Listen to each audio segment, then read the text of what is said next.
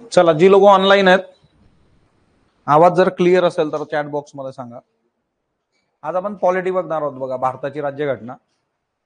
थोड्या वेळापूर्वी मी यांना सांगितलं इथं की एका दिवसात पॉलिटी असं काही नसतं म्हणून. ओके, ते तुम्हाला पण माहित पाहिजे जी लोक ऑनलाईन आहे. ओके, पॉलिटी हा तसा बघायला गेला तर वास्ट सब्जेक्ट आहे, बट याचं इनपुट आउटपुट खूप चांगलं आहे. बघा, प्रिलिम्स पास करण्यामध्ये काही सब्जेक्ट जे आहेत ते खूप तुम्हाला चांगल्या पद्धतीने हेल्प करतात. तिच्यामध्ये एक जे आहे ते पॉलिटी आहे, दुसरं geography, third one is economics, तिसरं जे आहे ते करंट. याचा अर्थ हिस्ट्री, सायन्स हे मदत करणार नाही असं नाही, पण या हिस्ट्री आणि सायन्सचं गणित असं आहे, एकतर प्रत्येक विद्यापीठाची हिस्ट्रीचे स्वतःची पुस्तकं आहेत. महाराष्ट्रामध्ये असू द्या, भारतामध्ये असू द्या, त्यांचं स्वतःचं मटेरियल आहे. बऱ्याचदा त्यातले फॅक्ट्स विचारले जातात, ते आपल्याला डील नाही करता येत. ओके, सो 1857 नंतरचा इतिहास ज्याला ज्याला पुस्तक लिहायची इच्छा झाली त्यांनी लिहून टाकलेला आहे. एवढे पुस्तक आहेत तिथं. ओके, एन्शियंट मिडिवल रिसोर्सेस कमी आहेत, पण तिच्यावर प्रश्न विचारले जाण्याची चान्सेस फार कमी असतात. ओके, सायन्सचं गणित असं आहे की ते आजवर जो उलगडून दाखवेल त्याला नोबेल प्राइज दिलं जाणार आहे पुढच्या वर्षी. ते जमतच नाही, दरवर्षी ते नोबेल राहून जातं. ओके, त्यामुळे काय ना, इथं तुम्ही जे एफर्ट्स टाकता ते एफर्ट्स आउटपुट मध्ये तेवढेसे प्रॉपरली डील होत नाहीत. हे त्याचं बेसिक आहे. आता राहिला प्रश्न मग इकडे पॉलिटी, भारतात संविधान ते एकच आहे. बघा, number of people will claim की हा आमच्या पुस्तकातून 20 प्रश्नापैकी 18 आले, ते त्यांच्या याच्यातून नाही, ते पॉलिटीमधून आलेलं आहे. बरोबर, आणि संविधान एकच आहे. ओके, सिंगल कॉन्स्टिट्यूशन आपण बघतो, तिच्यामुळे ते 50 पब्लिकेशननी जरी छापलं तरी ते तेच आहे. ओके, कवर बदलेल त्याचं फक्त. सो तिच्यामुळे जे आहे तेवढ्या गोष्टी डील करणं. जिओग्राफी जे आहे ते बदलत नाही. बघा, काल हिमालय इथं होता, आज तिथं नाही आहे, त्या दिशेला गेला असं होणार नाही. स्टॅटिक आहे, रुटीन आहे. तिथेही तुम्हाला जे आहे ते आउटपुट चांगलं मिळतं. इकॉनॉमिक्स हा सब्जेक्ट कसा आहे, कन्सेप्च्युअल क्लॅरिटी असली तर प्रॉब्लेम येत नाही. आपलं जे वन डे रिव्हिजन सेशन आहे इकॉनॉमिक्सचं, त्याच्यामध्ये आपण सगळ्या कन्सेप्ट ज्या आहेत त्या क्लिअर करून घेऊ. तिथे तुम्हाला इनपुट आउटपुट जे आहे ते बेस्ट आहे, कारण त्याचे ट्रेंड ठरलेले आहेत. आणि याच्यासाठी एक 5 इयरच्या सिरीज आहेत बघा युट्यूबवर आपल्या, त्या प्रत्येकाने बघून घ्या. ते बघितल्यावर लक्षात येतं तुम्हाला की राज्यसेवा प्रिलिम्ससाठी जे टिपिकल काही ट्रेंड्स आहेत ते जर लक्षात घेतले तर कुणी तुम्हाला प्रिलिम्स पास होण्यावाचून रोखू शकत नाही. त्यासाठी खूप हे पाहिजे ते पाहिजे असं करायची गरज नाही आहे. सिंपली ते ट्रेंड्स लक्षात घ्या. आणि करंट जे आहे रोज आपण सकाळी बघतो, 365 ची सिरीज अख्खी जी आहे ती युट्यूबवर आहे, ती ज्यांनी बघितली नसेल त्यांनी बघा.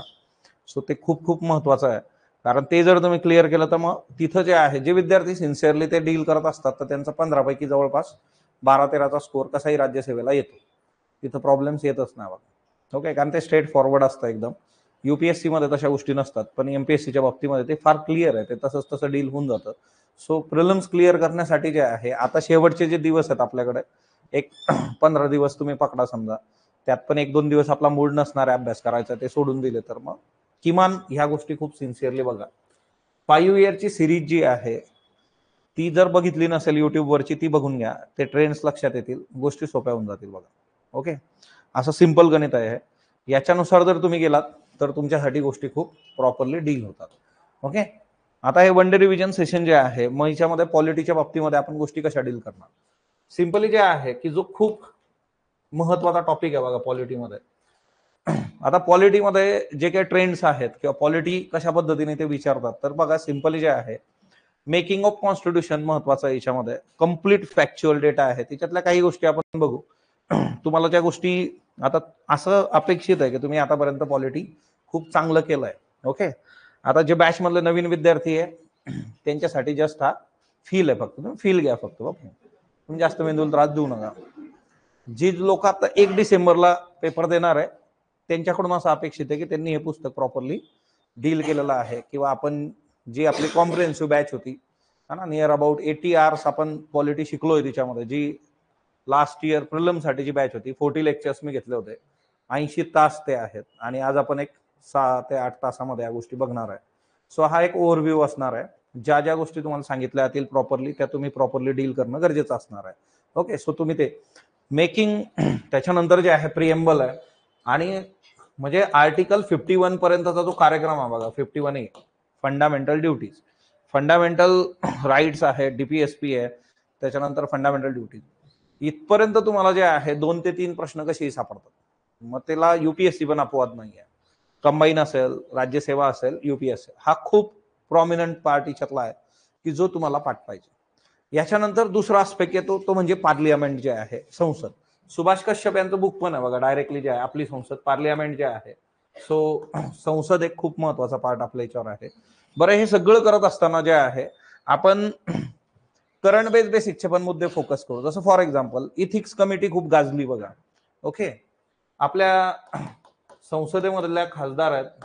ओके, आता मधल्या काळामध्ये लोकसभाची इलेक्शन पण झालेत बघा. त्याच्या आधी एक प्रकरण खूप गाजलं होतं अँड त्या तृणमूल काँग्रेसच्या ज्या आहेत तर त्या खासदार होत्या ना, मोहपात्र ज्या आहेत त्या, आणि इथिक्स कमिटी समोर त्यांना बोलवलं होतं. बरोबर, त्या इथिक्स कमिटीवर प्रश्न येईल असं मी सांगितलं होतं. सीबीबी मध्ये पण इन डेप्थ घेतलं होतं. युपीएससीच्या प्रीमध्ये त्याच्यावर प्रश्न आलेला आहे. म्हणून तुम्हाला इथं जे सांगितलं जाईल की हा मुद्दा खूप महत्वाचा आहे, हे करणं अपेक्षित आहे, ते जर कुठेतरी वीक असेल तर ते तुम्ही केलं पाहिजे. बरं, याच्यामध्ये दुसरी एक गोष्ट एक्झाम पॉईंट ऑफ व्ह्यूने प्रत्येकाने लक्षात ठेवा की आता बघा, लक्ष्मीकांत हे जे बुक आहे, सो यांनी मला काल विचारलं होतं की लक्ष्मीकांत आणायचं का उद्या. लक्ष्मीकांत हे बायबल मानलं होतं पॉलिटिक्सचं, पण त्याच्या पलीकडे पण काही गोष्टी कधीच निघून गेलेल्या आहेत. हे पेपर बघितल्यानंतर तुम्हाला लक्षात येतं आणि ते लक्षात घेणं गरजेचं आहे. इथिक्स कमिटीवर जो प्रश्न विचारला गेलेला आहे त्याचा या रुटीन पुस्तकांशी दूरपर्यंत काही संबंध नाहीये. तुम्हाला पार्लमेंटच्या ज्या वेबसाईटवर इथिक्स कमिटीचे डिटेल्स आहेत तिच्यातून तो प्रश्न आलेला आहे. म्हणून अशा ज्या काही गोष्टी असतात त्याचे सोर्सेस डिकोड करणं फार गरजेचं असतं. सो तुम्हाला जे आहे नंबर ऑफ गोष्टी ह्या ऍक्च्युअली गव्हर्नमेंट वेबसाईटवर प्रॉपरली दिलेल्या आहेत इन डेप्थ. तर जे टॉपिक्स खूप प्रॉमिनंटली न्यूजमध्ये असतात ते तुम्ही तिथून करणं अपेक्षित असतं. आणि ते टॉपिक्स आपण कशात कव्हर करतो, सीबीबी मध्ये. म्हणजे बाहेर सीबीबीची नोट आहे, जाताना कोणी पण जर ओपन केलं तर त्याच्यात इथिक्स कमिटीवर बघा केवढा डेटा आहे त्याच्यामध्ये, किंवा तो इथं ऑलरेडी शिकवला गेला होता. सो तसं एक फार महत्वाचं आहे की जे खूप प्रॉमिनंट टॉपिक्स असतात ते टॉपिक्स बियॉन्ड बुक तुम्ही प्रिपेअर करणं अपेक्षित असतं. सो याच्यानंतर दुसरा एक आस्पेक्ट असा असतो बघा याच्यामध्ये की कमिट्यांवर रुटीन प्रश्न तुम्हाला दिसतात. त्याच्याबरोबरच जे आहे constitutional bodies and non constitutional bodies जे आहे, म्हणजे आता सिंपल काय आहे ना की ह्या पुस्तकाची जी इंडेक्स आहे ती इंडेक्स तुम्ही प्रॉपरली बघितली पाहिजे. म्हणजे याच्यामध्ये काय आहे की तुम्हाला कॉन्स्टिट्युशनल बॉडीज जे आहेत आणि नॉन कॉन्स्टिट्युशनल बॉडीज ज्या आहेत, म्हणजे संविधानामध्ये ज्याचा उल्लेख आहे त्या कॉन्स्टिट्युशनल बॉडी, संविधानामध्ये ज्याचा उल्लेख नाहीये ते नॉन कॉन्स्टिट्युशनल. आता बऱ्याच लोकांना असं वाटतं की मी लक्ष्मीकांत वाचतोय सगळं संविधान आहे, असं काय नाहीये बघा. ओके, सो हिच्यातल्या कितीतरी गोष्टी ज्या आहेत की ज्या संविधानामध्ये नमूद नाही. ओके, दुसरा एक ट्रेंड आपल्याला जो आहे तो असा दिसून आला आहे लास्ट इयर, यांनी आर्टिकल्स प्रचंड विचारलेले आहेत तुम्हाला, आर्टिकल्स, पार्ट्स. बरं, युपीएससी पण हेच करायला लागलेली आहे. कदाचित मग आपले पेपर सेटर युपीएससीत गेले असतील महाराष्ट्रातून.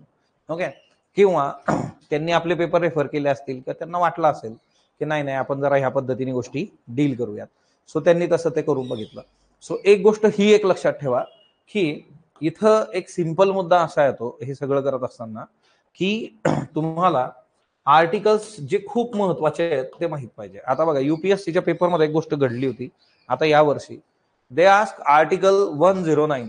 ओके, आता 109 जे आहे हे मनी बिल संबंधीच आर्टिकल आहे, पण आपण शिकताना काय होतं, आर्टिकल 110 मनी बिल, आर्टिकल 110 मनी बिल, ते इतकं क्लिअर झालंय की जिथे ज्या वेळेस कॅन्डिडेटनी बघितलं 110 मनी बिल हा 109 म्हणतोय, कट, तिथंच संपला विषय.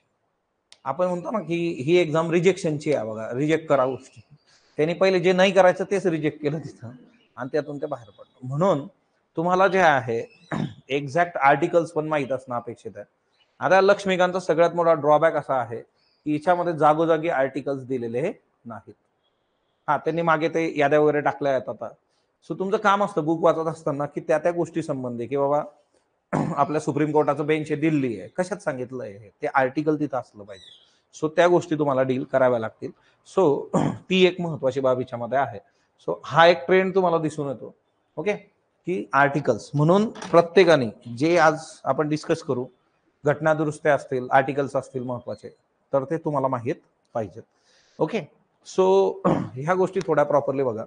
शब्दांमध्ये बऱ्याच ठिकाणी त्यांनी गोंधळ घातलेला असतो. म्हणजे for example cabinet and council of minister जे आहे अशा ठिकाणी पण एमसीक्यू गोंधळ असतो बघा.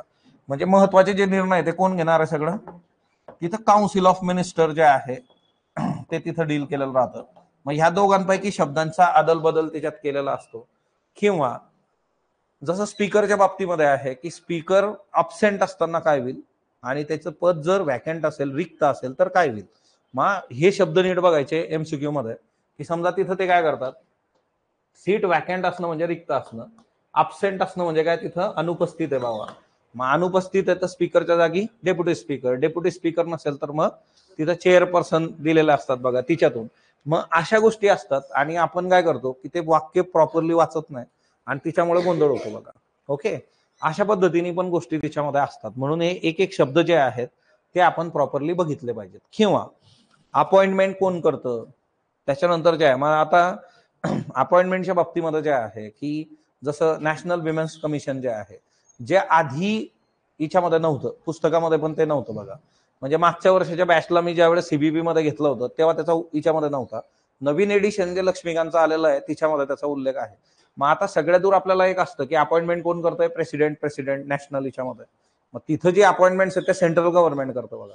मग काही गोष्टी ज्या आहेत त्या तुम्हाला तिथं क्लिअर पाहिजे. अपॉइंटमेंट कोण करतं, ह्या सगळ्या ज्या कॉन्स्टिट्युशनल नॉन कॉन्स्टिट्युशनल बॉडीज आहेत तिथं तुम्ही जाता जाता काय बघितलं पाहिजे की ह्या सर्व हिच्यामध्ये याचं कंपोजिशन काय आहे, हिच्यामध्ये किती लोक असतात, काय असतात, याचं कंपोजिशन म्हणजे त्याची रचना जी आहे ती बघितली पाहिजे. त्या कंपोजिशन मध्ये दुसरा मुद्दा जो येतो की याच्या अपॉइंटमेंट्स कोण करत आहे. अपॉइंटमेंट्स नंतर दुसरा आहे की त्याचा ओव्हरऑल कार्यकाळ किती आहे, म्हणजे त्याची टर्म किती आहे.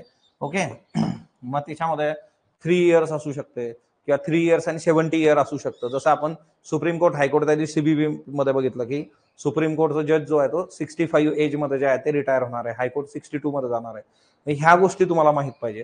जसं वेगवेगळे ह्या आहेत बघा, national commission for schedule caste, schedule tribe, ते रिपोर्ट कुणाला सबमिट करतात. ओके, अशा गोष्टी ज्या आहेत त्या टिपिकल बघितल्या गेल्या पाहिजेत. सो तो एक महत्वाचा याच्यामध्ये आस्पेक्ट असतो. ओके, सो आता आपण याच्याकडे जाऊयात. सगळ्यात पहिलं मेकिंग ऑफ कॉन्स्टिट्यूशन जे आहे तिच्यामध्ये प्रश्न कशा कशावर विचारले गेलेले आहेत. इथं पण प्रश्न जो आहे ड्राफ्टिंग कमिटीवर विचारला जातो. याच्यामध्ये प्रश्न जो आहे तुम्हाला वेगवेगळ्या कमिट्या आहेत, मायनर मेजर कमिट्या, त्याच्यावर विचारला जातो आणि याच्याशी रिलेटेड असणारी लोक जी आहेत त्यांच्यावर विचारला जातो. ओके, सो बेसिकली जे आहे सर्वात पहिली जी कन्सेप्ट होती 1935 मध्ये जे आहे, तर ती कुणी 1934 मध्ये एम.एन. रॉय यांनी केली होती बघा. Okay, so 1934 M.N.. रॉय, की आपल्याला आपलं कॉन्स्टिट्यूशन असलं पाहिजे. एम.एन. रॉय यांच्या बद्दल राज्यसेवेमध्ये सलग 2 वर्ष प्रश्न विचारलेला आहे. त्यांची आयडिओलॉजी, त्यांनी स्थापन केलेल्या संस्था, सो ते यांचा रेफरन्स तुम्हाला इतिहासात पण येतो बघा. आता ज्या गोष्टी मी इथं सांगेल त्याचे रेफरन्स 1 डिसेंबर वाल्यांनी जे आहे क्विकली बघून घ्यायचे. आयदर बुक मध्ये बघा, नाही तर मग ज्या सिंपल आहे गुगलमध्ये सर्च करून घ्यायचं की हे व्यक्ती जर प्रॉमिनंटली 2 वेळा विचारली जाते तर मला जे आहे याच्याबद्दल गोष्टी प्रॉपरली डील करता आल्या पाहिजेत. दॅट्स व्हेरी क्लिअर जे आहे बघा. Okay, so M.N.. रॉय जे आहे यांनी ठेवलं. नंतर मग जे आहे 1935 मध्ये INC जी होती, इंडियन नॅशनल काँग्रेस, त्यांनी तो कन्सेप्ट समोर ठेवला होता आणि त्याच्यातून तो सगळा जो आहे कन्सर्न येतो. आता याच्यामध्ये आपली जी कॉन्स्टिट्युएंट असेंब्ली होती बघा, की देशाला संविधान बनवायचं आहे ते असलं पाहिजे आणि मग त्याच्याकरता मग याची टोटल स्ट्रेंथ जी होती सुरुवातीला ती होती 389. या 389 मध्ये जे आहे 296 जे होते तर ते एकतर ब्रिटिश इंडियाला अलॉट केलेले होते आणि 93 सीट जे होते ते प्रिन्सली स्टेटला होते. आता प्रिन्सली स्टेट वगैरे जे आहे हे प्रकरण काय आहे की तुम्ही हा लगान नावाचा मूवी बघितला असेल बघा. लगान जे आहे, लगानमध्ये काय आहे, प्रिन्सली स्टेट आहे. प्रिन्सली स्टेट राजा आहे तिथं, त्याला लगान द्यायची. लगान म्हणजे महसूल. प्रिन्सली स्टेटमध्ये कसे होते की त्या प्रिन्सली स्टेटमध्ये राजेच त्यांचं जे आहे तर ती सत्ता उपभोगतील तिथं, पण त्यांना एक चंक जो आहे तो ब्रिटिशर्सला द्यायचा आहे, महसूल जो आहे. मग त्यांनी स्वायत्तता त्यांना होती, ते प्रिन्सली स्टेट होते. आणि हा ब्रिटिश इंडिया जिच्यावर डायरेक्टली जे आहे ब्रिटिश राज्य करत होते त्यावेळेस, असा हा रिजन आहे. याच्यामध्ये पण कसं होतं की ह्या 96 मध्ये जे आहे 292 + 4 असं होतं. हे 4 जे होते बघा की त्यावेळेस जे आहे चीफ कमिशनरेट प्रोव्हिन्स होते, त्यांना 4 जागा दिलेल्या होत्या. याच्यामध्ये 4 मध्ये जे होते तर ते तुम्हाला दिल्ली, अजमेर जे आहे आणि कुर्ग हे 3 आणि ब्रिटिश बलुचिस्तान 4. ब्रिटिश बलुचिस्तान आता न्यूज मध्ये बघा, मी करंट मध्ये 2-3 वेळा घेतला होता. ओके, मग आता याचे असे रेफरन्सेस तिथे आले तर ते तुम्हाला विचारलं जातं. ओके, अजमेर एक होतं, दिल्ली एक होतं, कुर्ग एक होतं आणि ब्रिटिश बलुचिस्तान असे ते 4 होते बघा. आता हे सगळं सुरू झालं. एकतर या सर्व याच्यामध्ये याच्या सीट्स होत्या या 3 याच्यात वाटल्या गेल्या होत्या. एक तर होतं सिख, मुस्लिम आणि जनरल. मग जनरल मध्ये हिंदू अँड ऑल दॅट अशा 3 याच्यात प्रॉमिनंटली हे वाटलं होतं. आता हे पण करत असताना जे आहे सुरुवातीचा जो काळ आहे बघा, वोटिंग राईट्स वगैरे जे आहे ते सर्वांना नव्हते. हा काळामध्ये 35चा जो कायदा आहे त्याच्यानुसार जर तुम्ही बघितलं तर एज्युकेशन, संपत्ती अशा याच्यावर लिमिटेड लोकांना वोटिंगचे राईट्स होते. आणि याच्यामध्ये जे वोटिंग होतं ते वोटिंग कसं होतं, सिंगल ट्रान्सफरेबल वोट जे आहे ना, proportional representation by single transferable vote. Donald Trump जसे निवडून आले ना ती पद्धत आहे, किंवा भारताचे प्रेसिडेंट जशी निवडून येतात तशी ती पद्धत आहे बघा. सो ओव्हरऑल जे आहे ह्या याच्याने हे लोक आलेली होती. आणि ह्या सर्व याच्यामध्ये प्रिन्सली स्टेट्सचा वगैरे जो विचार केला तुम्ही, तर प्रिन्सली स्टेट्सचं गणित होतं की तिथं इलेक्शनचा काय संबंध नव्हता. राजा नॉमिनेट करणार की ह्या व्यक्तीला मी पाठवतोय, संपला विषय, दॅट्स इट, कारण तो राजा आहे बघा. ओके, सो ही जी प्रिन्सली स्टेट होती आणि त्याच्यातून शेवटी परत तिच्यातून मुस्लिम लीग बाहेर पडलं. याची संख्या जी आहे ती नंतर कमी झाली होती बघा. सो मुस्लिम लीगनी नंतर जे आहे याच्यातून काढता पाय घेतला होता. त्याच्यानंतर जे आहे टोटल असेंब्लीची संख्या जी होती 299 झाली होती. ओके, परत आले परत गेले असं त्यांनी केलं होतं बघा. पण तिच्यातून पाकिस्तानचा जन्म झाला. सो बेसिकली डिसेंबर 9 डिसेंबर 1946 ही तारीख लक्षात ठेवा. ही पहिली सभा जी आहे, असेंब्ली जी आहे, तर ती पहिली मीटिंग यांची 9 डिसेंबर 1946 ला झाली होती. म्हणजे आपल्या संविधान बनण्याची जी प्रक्रिया आहे तिची सुरुवात झाली होती 9 डिसेंबर 1946. तिथून ती सुरू होते.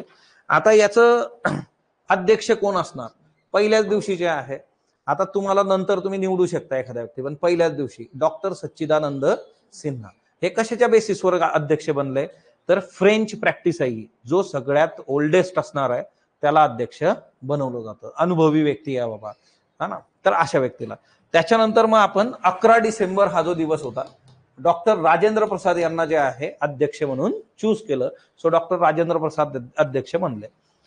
त्याच्यानंतर जे आहे 22 जानेवारीला आपण याच्यासाठी जे आहे उपाध्यक्ष निवडले आणि ते होते एच.सी. मुखर्जी. ओके, बरं, याला काही दिवसानंतर परत दुसरे जे आहे व्हाईस प्रेसिडेंट भेटले होते जुलै 16 मध्ये जे आहे. तर 2 व्हाईस प्रेसिडेंट याला व्ही.टी. कृष्णम्माचारी जे आहे, म्हणजे जुलैमध्ये परत जे आहे व्ही.टी. कृष्णम्माचारी. सो 2 व्हाईस प्रेसिडेंट, जसं महाराष्ट्रामध्ये 1 मुख्यमंत्री 2 उपमुख्यमंत्री तसं आहे. ओके, सो बेसिकली जे आहे जुनी प्रथा आहे ही, आज काही कोणाला नावं ठेवण्यात पॉइंट नाहीये. Okay, so Rajendra Prasad, एच.सी. मुखर्जी आणि व्ही.टी. कृष्णम्माचारी असे त्याच्यात 2 जे आहे तर ती लोक. त्याच्यानंतर 13 डिसेंबर 1946, आता बघा या 11ला आपण अध्यक्ष निवडले, 13 डिसेंबर ही तारीख महत्वाची आहे. या दिवशी ऑब्जेक्टिव्ह रिझोल्युशन जे आहे ते पंडित जवाहरलाल नेहरूंनी दिलं होतं. ओके, याला म्हटलं जातं उद्दिष्टांचा ठराव मराठीमध्ये. आपला ओव्हरऑल जे काही फंडामेंटल्स अँड फिलॉसॉफी आहे, आपलं मूलभूत तत्व जे आहेत आज संविधानाचे आणि तत्वज्ञान, हे ज्याच्यातून आलं त्याला ऑब्जेक्टिव्ह रिझोल्युशन म्हटलं जातं. जे कोणी दिलं होतं, आपल्या पंडित जवाहरलाल नेहरूंनी दिलं होतं बघा. आणि जे प्रिएम्बल आहे आजच्या डेटमध्ये त्याचं रिफ्लेक्शन पण तुम्हाला त्याच्यामध्ये बघायला मिळतं. सो बेसिकली हा सगळा सिनॅरिओ याच्यामध्ये होता. त्याच्यानंतर जे आहे हे सगळं सुरू असताना पाकिस्तानने मध्ये राडा केला आणि तिच्यामधून जे आहे बरीचशी लोक जी आहेत तर ती बाहेर पडली. पाकिस्तान मुस्लिम लीग बाहेर पडलं. त्याच्यानंतर हा सिनॅरिओ बदलून जातो.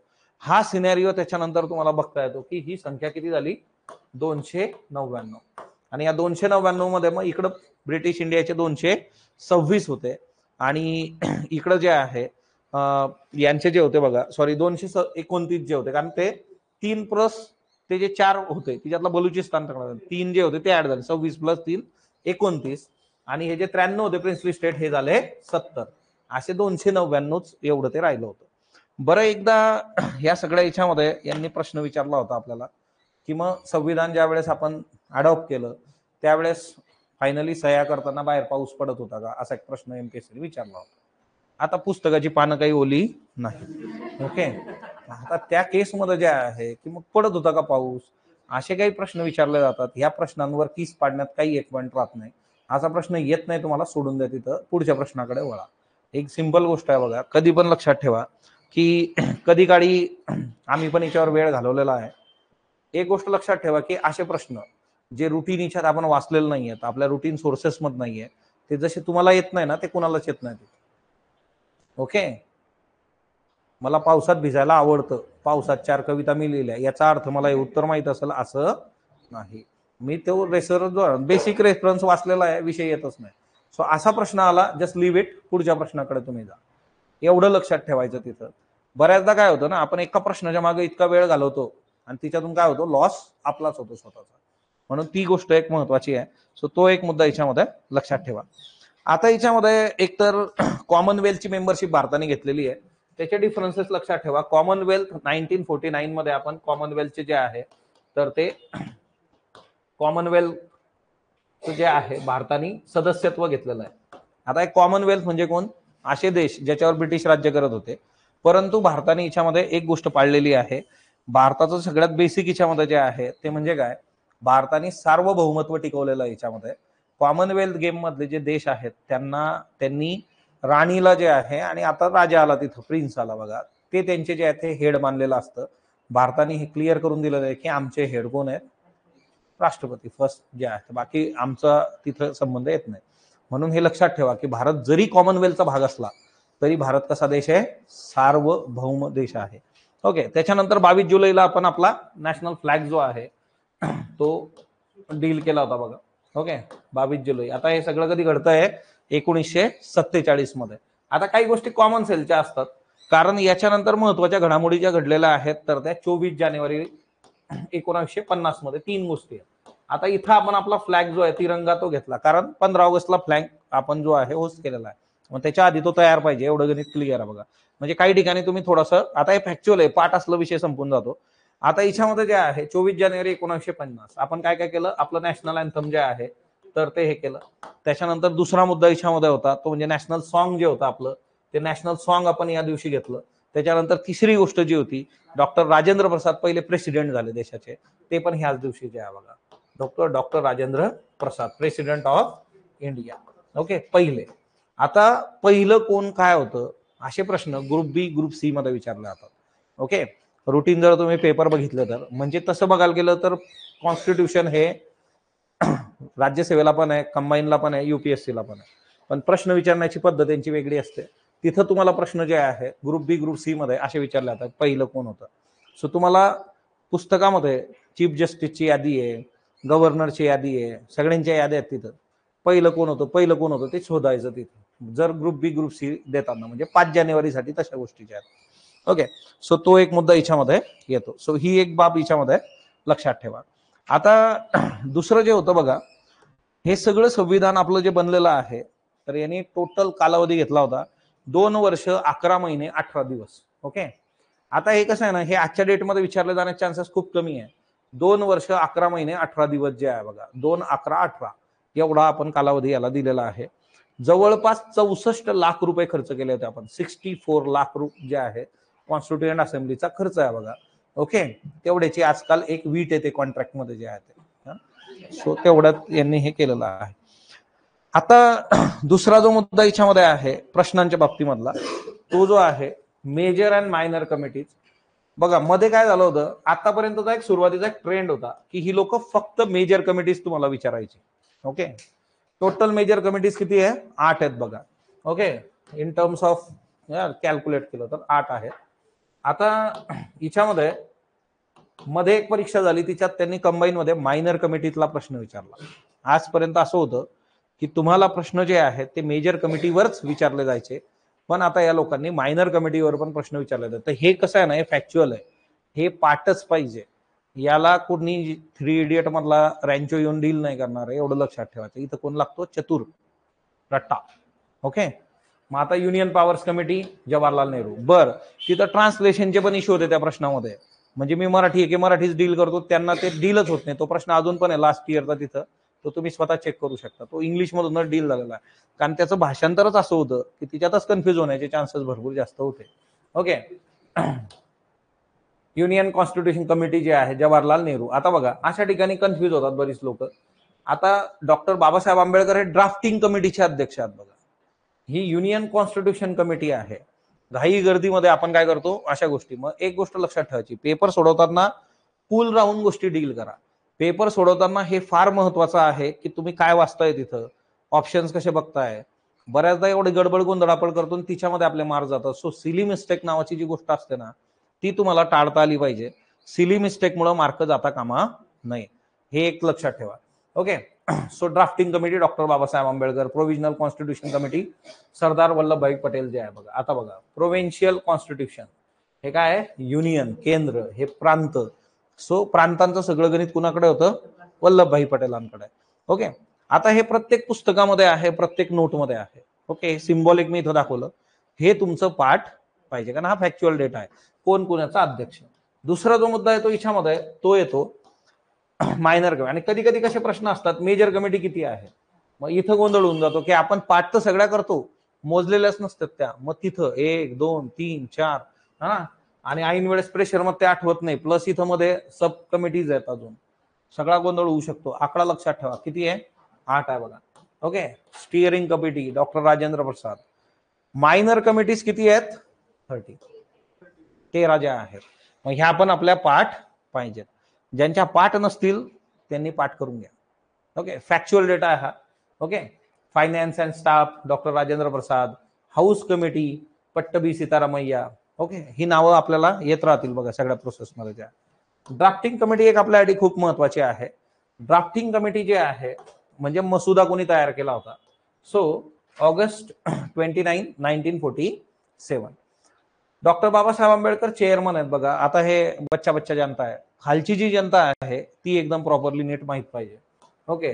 सो इथं जे आहे एन गोपाल स्वामी अय्यंगर, अल्लादी कृष्ण स्वामी अय्यर, डॉक्टर के एम मुंशी, सय्यद मोहम्मद सादुल्ला. आता इथं खाली जे आहे एन माधवराव यांनी कुणाला रिप्लेस केलं होतं, बी एल मित्तर. टी टी कृष्णम्माचारी यांनी डी पी खेतान यांना रिप्लेस केलं होतं, कारण डी टी खेतान यांची डेथ झाली होती आणि बी एल मित्तर यांची तब्येत चांगली नव्हती. डॉक्टर बाबासाहेब आंबेडकरांना हे श्रेय जातं, कारण त्याचं रिझन असं आहे की त्यांचा याच्यामध्ये खूप मेजर वाटा आहे. त्यांनी लिटरली जे आहे बघा इतक्या गोष्टी प्रॉपरली डील केल्या ना, कितीतरी 60 पेक्षा जास्त देशांचे संविधान अभ्यासलेत आणि ते करणं आणि ती प्रोसेस लीड करणं कंटिन्युअसली. ओके. म्हणजे हेल्थ जपणं, त्या सगळ्या गोष्टी करणं, त्यामुळे तो एक मेजर कन्सर्न याच्यामध्ये येतो. सो ही एक गोष्ट प्रत्येकाने जे आहे तर ती लक्षात ठेवा, आणि तो एक महत्वाचा आस्पेक्ट आपल्यासाठी आहे. तुम्हाला जे आहे ना ड्राफ्टिंग कमिटी पाठ म्हणजे पाठच पाहिजे बघा. ओके. सो त्यात काय वाद नाहीये. आपलं जे कॉन्स्टिट्यूशन होतं तर ते आपण अडॉप्ट केलं कधी, 26 नोव्हेंबर 1949. आता प्रिएम्बल आपण नेहमी बघतो. 2 प्रश्न विचारले जातात, अडॉप्ट कधी केलं म्हणजे आपण अंगीकारलं कधी, इम्प्लिमेंट कधी केलं, त्याची अंमलबजावणी कधी केली, 26 जानेवारी 1950. आता 26 जानेवारीच का, कारण 26 जानेवारी 1930 लाहोर अधिवेशन आणि पहिला भारताचा स्वातंत्र्य दिवस तेव्हा साजरा केला होता, इतिहासात तुम्ही शिकता. सो त्याचं सिम्बॉलिक रेफरन्स म्हणून हे केलेलं आहे. क्लिअर. सो अडॉप्ट कधी केला आणि इम्प्लिमेंट कधी केलं, ह्या 2 तारखा ज्या आहेत त्या विसरता कामा नाही. सुरुवातीला ज्या वेळेस आपण ओरिजिनल कॉन्स्टिट्यूशन आहे त्याच्यामध्ये प्रिएम्बल, त्याच्यानंतर जे आहे 395 आर्टिकल्स होते बघा. किती, 395 आर्टिकल्स. आणि त्याच्यामध्ये जे शेड्यूल्स होते ज्याला परिशिष्ट आपण म्हणतो ते किती होते, 8. मग आता हे आजच्या डेटमध्ये जे आहे 465 प्लस गेलेले आहेत आर्टिकल्स, हे 12 झालेले आहेत. आणि पाठ जे होते तर ते पण वाढलेत आता आपले. ओके. पाठ तेव्हा किती होते, 22. आता किती झाले ते. ओके. सो हे बेसिक्स आहेत, हे तुम्हाला क्लिअर असणं अपेक्षित आहे. बाकी यामध्ये जे आहे दुसरा एक फार महत्वाचा एमसीक्यू याच्यात विचारला जातो. काही असे आर्टिकल्स होते की जे 26 नोव्हेंबर जे आहे त्याच दिवशी जे आहे अस्तित्वात येऊन गेले होते, 26 नोव्हेंबर 1949 मध्ये जे आहे. असे आर्टिकल्स कुठले कुठले त्याची यादी घ्या. आर्टिकल 5, 6, 7, 8, 9 सिटिझनशिप जी आहे. कारण बघा भारताचं जे काही सगळं स्वातंत्र्यानंतरचा जो सिनॅरिओ आहे बघा, आता एक वेब सिरीज आलेली आहे, मी तुम्हाला लेक्चर मध्ये त्या दिवशी सांगितली होती ना, काय होती ती वेब सिरीजचं नाव, फ्रीडम ॲट मिडनाईट. ते जो इश्यू आहे, कारण भारत पाकिस्तान वेगळा झाला, सिटिझनशिपचे इश्यू झाले, तर आर्टिकल 5 to 9 हे काय आहे, सिटिझनशिप आहे बघा. 5, 6, 7, 8, 9 हे 26 नोव्हेंबर 1949 लागू झालं होतं. बाकीचं सगळं संविधान नंतर लागू झालं. बरं, याच्या बरोबर जे आहे आर्टिकल 60 जे आहे ते त्यावेळेस लागू झालं. त्याच्यानंतर 324 जे आहे कशाशी संबंधित आहे, वेगवेगळ्या निवडणुका आणि ते संदर्भ तिच्यामध्ये येतात. 366, 67, ओके, हे तुम्हाला माहित पाहिजे की कुठले आर्टिकल्स हे 1949 मध्येच डील झाले होते. ओके, नोव्हेंबर 1949 मध्येच. त्याच्यानंतर जे आहे 379, 380, ओके, हे आर्टिकल जे आहेत आणि 391, 92, 93, 391, 392, 393, ओके, हे पाठ पाहिजेत तुमचे. कारण भारताचं संविधान आपण इम्प्लिमेंट करायच्या आधीच हे आर्टिकल इम्प्लिमेंट झालेले होते. एमसीक्यू मध्ये हे विचारलं जातं. त्याच्यानंतर नेक्स्ट वन जे आहे पुढचा जो मुद्दा आहे बघा आपला तो म्हणजे प्रिएम्बल. ओके, आता प्रिएम्बल जे आहे आणि नवीन जे कॉन्स्टिट्यूशन आहे, ओके, त्याचा एक सगळ्यात महत्वाचा आस्पेक्ट असा आहे बघा की या कॉन्स्टिट्यूशन मध्ये एक गोष्ट लक्षात ठेवा, हे जे लक्ष्मीकांतचं नवीन एडिशन आहे यांनी 12 चॅप्टर ऍड केलेले आहेत तिच्यात ऑलरेडी 5 लेक्चर्स मी टाकलेले आहेत बघा. येणारे पण जे आहे 1 डिसेंबरच्या आधी तुम्हाला युट्यूबवर मिळून जातील. ओके, कारण मी तेव्हा सांगितलं होतं की मी हे युट्यूबवर टाकेल. ओके, सो बेसिकली जे आहे की ज्या विद्यार्थ्यांकडे नवीन पुस्तक जुनं पुस्तक होतं मग त्यांचा तो कन्सर्न होता, कारण पुस्तकाची किंमत आणि मग ते सगळ्या गोष्टी किंवा ते नवीन तेवढा टॉपिक समजून घेणं. सो ते चॅप्टर्स तुम्हाला जे आहे तिकडे मिळून जातील बघा. तिच्यामध्ये कॉन्स्टिट्यूशनच्या कन्सेप्टचा पण चॅप्टर ऍड आहे, तो ऑलरेडी लेक्चर तिथं आहे. सो ते तिथून बघणं तुम्ही अपेक्षित आहे. ओके, सो ज्यांनी बघितलं नसेल त्यांचा तो कन्सर्न आहे की है ना वेळ कमी आहे आता, तर तिथं युट्यूबवर स्पीड वाढतो लेक्चरचा. ओके, तो वाढवायचा आणि वेळ कमी आहे आपल्याकडं आणि क्विकली बघून मोकळं करायचं बघा त्याला. म्हणजे ते सोल्युशन्स है ना, तर ते तुम्ही डील करत चला. काय प्रॉब्लेम आला तर आम्ही सांगू, पण त्या गोष्टी जरा महत्वाच्या आहेत बघा. त्याच्यानंतर नेक्स्ट वन जे आहे शेड्यूल जे आहेत बघा. आता तुम्हाला सांगितलं 8 शेड्यूल होते. कुठल्या शेड्यूल मध्ये काय आहे ते तुम्हाला विचारलं जातं. पहिलं जे शेड्यूल आहे बघा तिच्यामध्ये काय आहे, name of states and name of union territory जे आहे बघा. पहिलं शेड्यूल म्हणजे टोटल 12 शेड्यूल आहेत, 12 परिशिष्ट पाठ पाहिजे. पहिल्या ह्याच्यात काय सांगितलंय. ओके, सो हे सगळे चार्ट जे आहेत ते लक्ष्मीकांत मधलेच आहेत, तिथून तुम्ही डील करू शकता. सेकंड शेड्यूल जे आहे बघा तिच्यामध्ये कुणाला काय मिळेल, कुठले प्रिव्हिलेजेस, अलाउन्स, त्याची यादी दिलेली आहे बघा. मग याच्यामध्ये कुणाकुणाचा समावेश आहे, तर याच्यामध्ये जे आहे president of India, governor's, speaker, deputy speaker, chairman, deputy chairman. आता हे Rajya Sabha Lok Sabha same, legislative assembly, legislative council, म्हणजे राज्यामधले पण स्पीकर, डेप्युटी स्पीकर, तिथला गव्हर्नर. म्हणजे बघा आपली सिस्टीम कशी आहे, फेडरल, केंद्र आणि राज्य पॅरलल ते वर्क करेल. जसं वरती प्रेसिडेंट लगेच गव्हर्नर. त्याच्यानंतर जे आहे जज ऑफ सुप्रीम कोर्ट, जज ऑफ हायकोर्ट आणि CAG. Okay, controller auditor general of India, महालेखापाल असं मराठीमध्ये म्हटलं जातं. या सर्वांचं 9 जे आहेत बघा सेकंड शेड्यूल मध्ये दिलेलं आहे की यांना कुठले विशेष अधिकार मिळतील, किती अलाउन्सेस असतील. म्हणजे फॉर एक्झाम्पल एखादी व्यक्ती जी आहे ती रिटायर झाली आहे प्रेसिडेंट म्हणून, मग त्यांना काय मिळतं, मग त्यांना घर मिळतं, 2 टेलिफोन मिळतात, मोबाईल मिळतो, त्यांचे जे काही ऑफिस वर्क असेल, कोणाला लेटर द्यायचंय काय करायचं त्याच्यासाठी 1 लाख रुपये अलाउन्स दर महिन्याला मिळतो. ओके, असं भरपूर असतं बघा. सो जर तुम्हाला जमलं तर प्रेसिडेंट व्हा. Okay, that's it. सो अशा सगळ्या गोष्टी आहेत. म्हणजे बघा एक गोष्ट असते ना की तुम्ही ही पद जी आहे ती काय एवढी महत्वाची आहेत किंवा याचे काय प्रिव्हिलेजेस असतात. एक घर घेण्यात सामान्य माणसाचं अख्खं आयुष्य जातं, ते पण बिल्डर माणसात असला. ओके, अदरवाईज उद्या काय कराल तो काही सांगता येत नाही. उद्या कळलं की अख्खा प्रोजेक्टच है ना गडबड झालेला आहे, आपण ज्याला पैसे दिले तोच गायब झाला आहे, है ना. शेवटपर्यंत दाखवत राहिले की बिल्डिंग फोटोमध्ये अशी बनणार अशी बनणार, नंतर कळलं असं काही नसतंच मुळात. ओके, सो एक आयुष्य माणसाचं त्याच्या मागे जातं. पण ह्या सगळ्या फॅसिलिटीज तुम्हाला इकडं मिळतात. सिव्हिल सर्व्हिसचं जे गणित आहे ना, it is beyond bread and butter. President बनू शकता तुम्ही, हसलात बघा, असं बनाल का प्रेसिडेंट?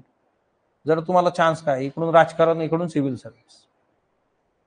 कारण सत्तेच्या जवळ जाण्याचे 2च मार्ग आहे, एक डायरेक्ट आहे तो राजकारण आणि इनडायरेक्ट जो आहे तो सिव्हिल सर्व्हिस. ओके, म्हणजे इकडून रिटायरमेंट होऊन नंतर राज्यपाल आणि प्रेसिडेंट तुम्ही बनवू शकता. राज्यपालांना पण तेवढ्या ना मिळतात गोष्टी. ओके, शेवटी कधी बनलात तर मग सांगा, नंतर बघू आपण. ओके, नेक्स्ट म्हणजे आहे तिसरं शेड्यूल काय आहे, ओथ. आता हे मी माझ्यासाठी कसं लक्षात ठेवलं होतं, ओथ घ्यायची म्हटल्यानंतर जे आहे तुम्हाला काम करायचं इथून पुढे, तेव्हा ओथ दिली जाते बघा. फक्त हे निवडणूक लढणारे आधी पण घेतात समजा, तो एक मुद्दा याच्यामध्ये असतो.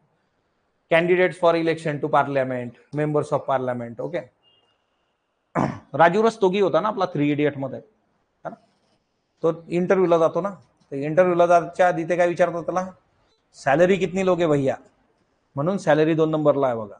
त्याच्यानंतर काम आहे, बरोबर. सो 2 नंबरला सॅलरी, 3 नंबरला काय आहे, ओथ, आणि मग तुम्ही काम करा. मग आता ओथ कुणाला असते, युनियन मिनिस्टर. बघा इथं प्राईम मिनिस्टर लिहिलंय का, प्राईम मिनिस्टरला वेगळी ओथ नाही, ती युनियन मिनिस्टर अशी ओथ आहे. Candidate for election to parliament, member of parliament, जज ऑफ सुप्रीम कोर्ट. आता बघा जज, चीफ जस्टिस कुणी दिली शपथ, राष्ट्रपतींनी दिली. फोटो दाखवला होता तुम्हाला. ओके, कॅग जो आहे, आता कॅग खूप महत्वाचं पद आहे बघा. कॅग जे आहे काय करतो, कॅग तुम्ही जो खर्च केलेला आहे तो योग्य केलाय का, हे कॅगचं काम असतं. पण सगळा खर्च झाल्यावरती बघतं, त्याच्यामुळे सगळंच खिशे फाटल्यानंतर कॅग येतो. ते म्हणले फाटलं, पडले पैसे खाली, आता काय करायचं, हा ना. सो पुढच्या पॅन्टला खिशाला जरा 2 शिलाई जास्त मारून घ्या. ओके, तोपर्यंत जे आहे कॅग जे आहे. डन. सेट. बघा फेडरल सिस्टीम आहे आपली, फेडरल आहे म्हटल्यानंतर इथं काय येणार, state minister. Candidate election to state legislature. बघा आता जेवढे निवडणुका लढतायत त्यांनी काय घेतलेली आहे, शपथ. उद्या तुमच्या समोर पण ते शपथ घेतील. तो एक व्हिडिओ व्हायरल झालेला आहे ना, पॉवर ऑफ एज्युकेशन, मोदीजी है ना, समोर तो IAS ऑफिसर जो आहे तो, हा तसं तुमचे पण येऊ शकतात उद्या. Okay, member of state legislature, जज ऑफ हायकोर्ट, सगळ्यांना शपथ असते बघा. त्याच्यानंतर चौथं शेड्यूल जे आहे, allocation of seats in Rajya Sabha to states and union territory. राज्यसभेमध्ये कुठल्या राज्याला किती सीट्स मिळतील, हे कशामध्ये आहे, 4th शेड्यूल मध्ये आहे बघा. देन 5th शेड्यूल आणि 6th शेड्यूल हे खूप महत्वाचे परीक्षेत. 5वं आणि 6वं. का, 5वं जे आहे administration and control of schedule area and schedule tribe. Schedule area कोण डिक्लेअर करतं, प्रेसिडेंट डिक्लेअर करतात. एखादा विशिष्ट प्रदेश जो आहे शेड्यूल ट्राईब्स आणि शेड्यूल एरियाच्या महत्वाचा, तो हे डिक्लेअर करतात. कलम 244, हे कलम विसरायचं नाही, 244. आणि 6th शेड्यूल जे आहे की याच्यामध्ये ट्रायबल एरियाचं ऍडमिनिस्ट्रेशन बघितलं तर 4 राज्यांमध्ये, आसाम, मेघालय, त्रिपुरा, मिझोराम. ओके, याचा आपला रुटीन फंड आहे, ती माझी मेघा आहे. ओके, मेघाचा ना आपला काय संबंध नाही, वाक्य लक्षात घ्या. त्रिपुरा ती माझी, मिझोराम, मेघा मेघालय आहे आसाम. ओके, तुम्ही तुमच्या पद्धतीने काय करायचं करू शकता, हे 4 राज्य लक्षात ठेवा. ओके, 6वं शेड्यूल जे आहे 244 टू 27, 244 अँड 275, हे दोघे खूप महत्वाचे आहे. ट्रायबल्स तुम्हाला खूप महत्वाचं आहे यावेळेस. त्याचं रिझन असं आहे, आपल्या ज्या प्रेसिडेंट आहेत द्रौपदी मुर्मू मॅडम, सो ते जे बॅकग्राऊंड आहे ते ट्रायबल आहे ना. संताली साडी घेऊन त्यांनी शपथ घेतली होती वगैरे वगैरे, रेफरन्सेस आपण करंट मध्ये ऑलरेडी बघितलेलं आहेत बघा.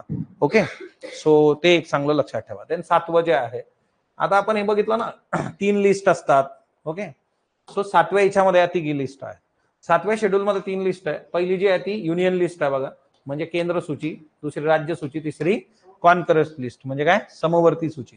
केंद्राने कशावर काम केलं, राज्यांनी कशावर करायचं, दोघं कशावर करू शकतात. सो इथं जे आहे सिंपली है ना 98 सब्जेक्ट आहेत. ओरिजिनली 97 होते, एक वाढला. स्टेट लिस्ट मध्ये 59 आहे, ओरिजिनली 66 होते. कॉन्करंट लिस्ट मध्ये 52 आहेत, ओरिजिनली 47 होते. या स्टेट लिस्ट मधले 5 सब्जेक्ट 42व्या घटना दुरुस्तीने कुठे आले, इकडे ऍड झालेत बघा. ओके, हे 52 कसे झाले, 47 प्लस 5 झालेले आहेत. ते 5 कुठले ते पण बघू. ते 42व्या घटना दुरुस्तीने टाकलेले आहेत. 42वी घटना दुरुस्ती काय आहे, तर 42वी घटना दुरुस्तीला मिनी कॉन्स्टिट्यूशन म्हटलं जातं. Very very important. ओके, आणि 42व्या घटना दुरुस्तीने जी सगळी सिस्टीम हलवली होती त्याच्यातल्या बऱ्याचशा गोष्टी 44व्या घटना दुरुस्तीने क्लिअर केल्या आहे. सो 44th पण तेवढीच महत्वाची आहे. ओके, 8वं शेड्यूल काय, भाषा. आता क्लासिकल लँग्वेजचा दर्जा पण भेटलाय बघा. सो एक गोष्ट इथं लक्षात ठेवा की ऑलरेडी क्लासिकल लँग्वेज ज्या आहेत तर त्या डिक्लेअर आत्ता झाल्या, त्याच्यामुळे राज्यसेवेमध्ये आता लगेच तो रिफ्लेक्ट होईलच असं नाही, पण हा नेहमीसाठी महत्वाचा मुद्दा आहे, भाषा जो आहे. सो आपल्या 8व्या शेड्यूल मध्ये 22 भाषा आहेत टोटल. सुरुवातीला किती होत्या, 14. 14 अधिक 8 22.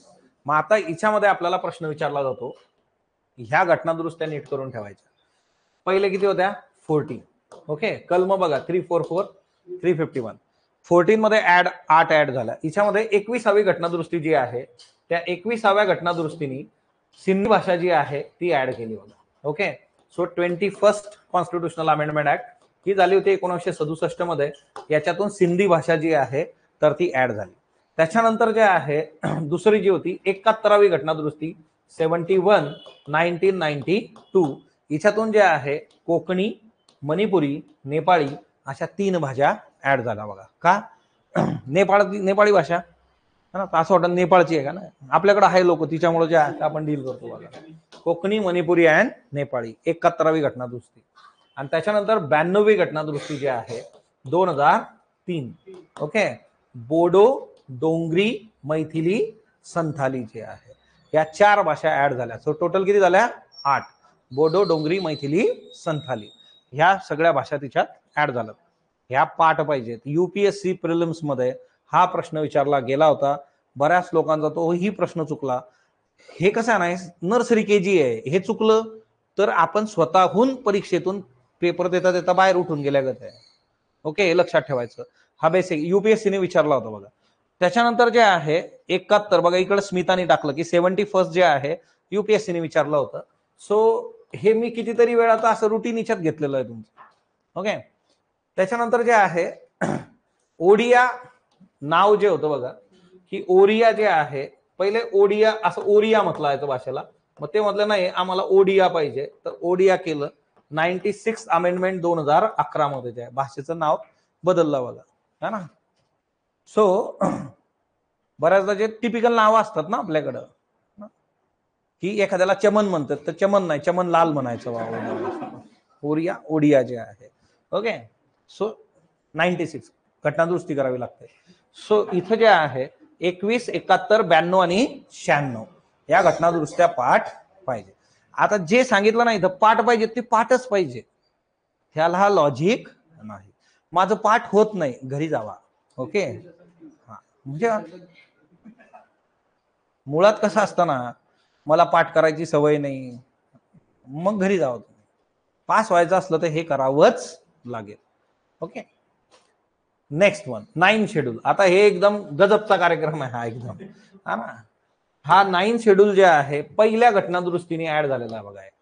First constitutional amendment act. आता आज जे आहे कंबाईनची टेस्ट आठवी तिच्यात टाकलाय मी हा प्रश्न. आणि हा प्रश्न UPSC CAPF ला विचारला, 1000 परीक्षांमध्ये विचारून झालाय की 9वं शेड्यूल, पहिले 8च होते बघा, इथून आता घटनादुरुस्ती. मी तुम्हाला सांगितलं ना, असं बी वगैरे कुठं दिसलं तर लक्षात घ्यायचं की हा हे नवीन कार्यक्रम आहे. सो पहिली घटनादुरुस्ती झाली होती 1951. म्हणजे आपले कार्यकर्ते इतके होते की एवढं चांगलं अभ्यास करून बनवलं, लगेच त्यांनी काय केलं, लगेच हा फ्लेक्झिबिलिटी दिली होती पण ती टाइम जर सरका की पुढं थोडा नाही. आता यांनी हे काय बनवलं, 9वं शेड्यूल असं आहे, जर सरकारने कुठला कायदा बनवला, रूल रेग्युलेशन, आणि तो उचलून जर 9व्या शेड्यूल मध्ये ऍड केला की हा कायदा 9व्या शेड्यूलचा भाग आहे, तर ज्युडिशियरीला त्याच्यावर काही बोलता येत नाही. म्हणजे तुम्ही जर संविधानिक तत्वांना फाट्यावर मारला असेल, त्याच्यासाठी यांनी सोय करून ठेवली आपली पहिलेच. बरोबर, हे असं होतं. म्हणून सरकार, गव्हर्नमेंट, सत्तेत असणारी लोक आणि एका साईडला कोण आहे, ज्युडिशियरी, अशी ती टसल होती बघा. ओके, अशी ती काय होती, टसल होती. असं ते सिंपल गणित आहे. ओके, सो तो एक मुद्दा याच्यामध्ये लक्षात ठेवा. पण याच्यामध्ये जे आहे केशवानंदा भारती केस जी आली, त्या केशवानंदा भारती केसने हे क्लिअर केलं की आफ्टर 24 एप्रिल 1973, ओके, एकदम क्लिअर करून दिलं की ह्या सगळ्या प्रोसेसमध्ये जे आहे मी ना, आम्ही सांगतो बाबा की हे काय राहील, ज्युडिशियल रिव्ह्यू राहील बघा. ओके, की हा ज्युडिशियल रिव्ह्यू असणार इथं, म्हणजे कोर्ट याच्यात विचारणा करू शकतो. मग आजच्या डेटमध्ये सगळ्या गोष्टींना ज्युडिशियल रिव्ह्यू आहे, अशी कुठलीही गोष्ट नाही ज्याला ज्युडिशियल रिव्ह्यू नाही. क्लिअर, हे एक लक्षात ठेवा. त्याच्यानंतर नेक्स्ट वन जे आहे की 10 शेड्यूल जे आहे बघा, 10वं शेड्यूल घटनादुरुस्ती जी आहे 52वी घटनादुरुस्ती याच्याने आलं. या 52व्या घटनादुरुस्तीमुळे सध्या सगळ्यात जास्त चर्चेत असणारी घटनादुरुस्ती आहे anti defection law. Anti defection law जे आहे की तुम्ही जर तुमच्या एखाद्या पक्षाकडून तुम्ही तिकीट घेतलं, उमेदवारी घेतली, निवडून आलात, आणि तुम्ही जर त्या पक्षाला सोडून जाणार असाल दुसऱ्या पक्षामध्ये, तर तुम्हाला राजीनामा द्यावा लागेल, तुमचं सदस्यत्व संपुष्टात येऊ शकतं. तुम्ही त्या पक्षाचे आदेश मान्य करत नसाल तर तुमचं सदस्यत्व जाऊ शकतं. याच्यामध्ये 91st कॉन्स्टिट्युशनल अमेंडमेंट ऍक्ट पण महत्वाची आहे. पहिले कसं होतं, मग आता समजा एखादा जात असेल तर प्रॉब्लेम येऊ शकतो. आपण लहानपणी एक गोष्ट शिकलो होतो की एक शिकारी असतो, तो पक्षी पकडतो, तो जाळं लावतो आणि त्या जाळ्यावर ज्वारीचे, तांदळाचे, है ना, अजून काही government national food security act मध्ये येईल ते दाणे टाकतो आणि पक्षी येऊन बसतात दाणे खाण्यासाठी आणि मग ते पक्षी त्या जाळ्यात आळा. तिच्यातला जर एक पक्षी उडायचा प्रयत्न करेल, खूप गडबड करेल, तर काय होऊ शकतं, तो क्षतिग्रस्त होऊ शकतो, है ना. पण जर तिच्यातले मॅक्झिमम पक्षी ऍट दॅट टाइम 1, 2, 3 उडाले तर ते जाळं घेऊन पडून जाते तिथे, बरोबर. मग जर एका व्यक्तीला वाटतं की हा पक्षी प्रॉपर नाही आहे, पण त्याच्यापेक्षा जास्त लोकांना जर वाटत असेल 1/3 की हा पक्ष प्रॉपर आहे, बाबा प्रॉपर नाही, आम्हाला दुसरीकडे जायचं, ते जाऊ शकत होते पहिले. मग त्यांचं सदस्यत्व संपुष्टात येत नव्हतं. पण 1/3 ही संख्या तशी कमी आहे. मग त्याच्याकरता यांनी काय केलं, 91st कॉन्स्टिट्युशनल अमेंडमेंट जी होती, 91वी घटना दुरुस्ती, तिच्यात काय केलं, 2/3 करून टाकलं याला. ओके, की जर 2/3 लोक जायला तयार असतील तर मग त्यांचं सदस्यत्व रद्द होणार नाही. आणि 2/3 लोक जमवणं हे जरा कठीण आहे बघा, ज्याचा प्रत्यय आता पण येतो आपल्याला. म्हणून त्यांनी तिच्यातून सोल्युशन काढलं की एवढं प्रत्येकाला लाडीगोडी लावण्यापेक्षा काय, हा पक्षच आमचा आहे, ओके, त्याच घरावर क्लेम करणं, हे आता सध्या समोर आहे. म्हणून 52वी घटना दुरुस्ती आपल्याला विचारली जाऊ शकते. याच्यामध्ये पहिला जो प्राणी होता ज्याच्यामुळे सगळं घडलं, त्याचं नाव होतं गेला लाल. ओके, अतिशय सालस, शांत अशी व्यक्ती आहे, ज्याचा फोटो बघितल्यावर तुम्हाला वाटणार पण नाही त्याच्या तोंडावरची माशी उडत नाही, पण त्यांनी अख्ख्या ना राजकीय पक्षांना गोल गोल फिरवलं होतं आणि तिथून याची बीजर ओली गेली की असं काहीतरी पाहिजे, एवढे मोठे पक्ष आणि एक माणूस फिरवतोय त्याला. ओके, असं ते आहे गेला लाल. त्याची स्टोरी जी आहे ती सीबीबीच्या नोट्स मध्ये आहे, त्याच्या फोटो सकट आहे बघा, एवढा महान माणूस कोण आहे, त्याचा फोटो पण आहे तिथं.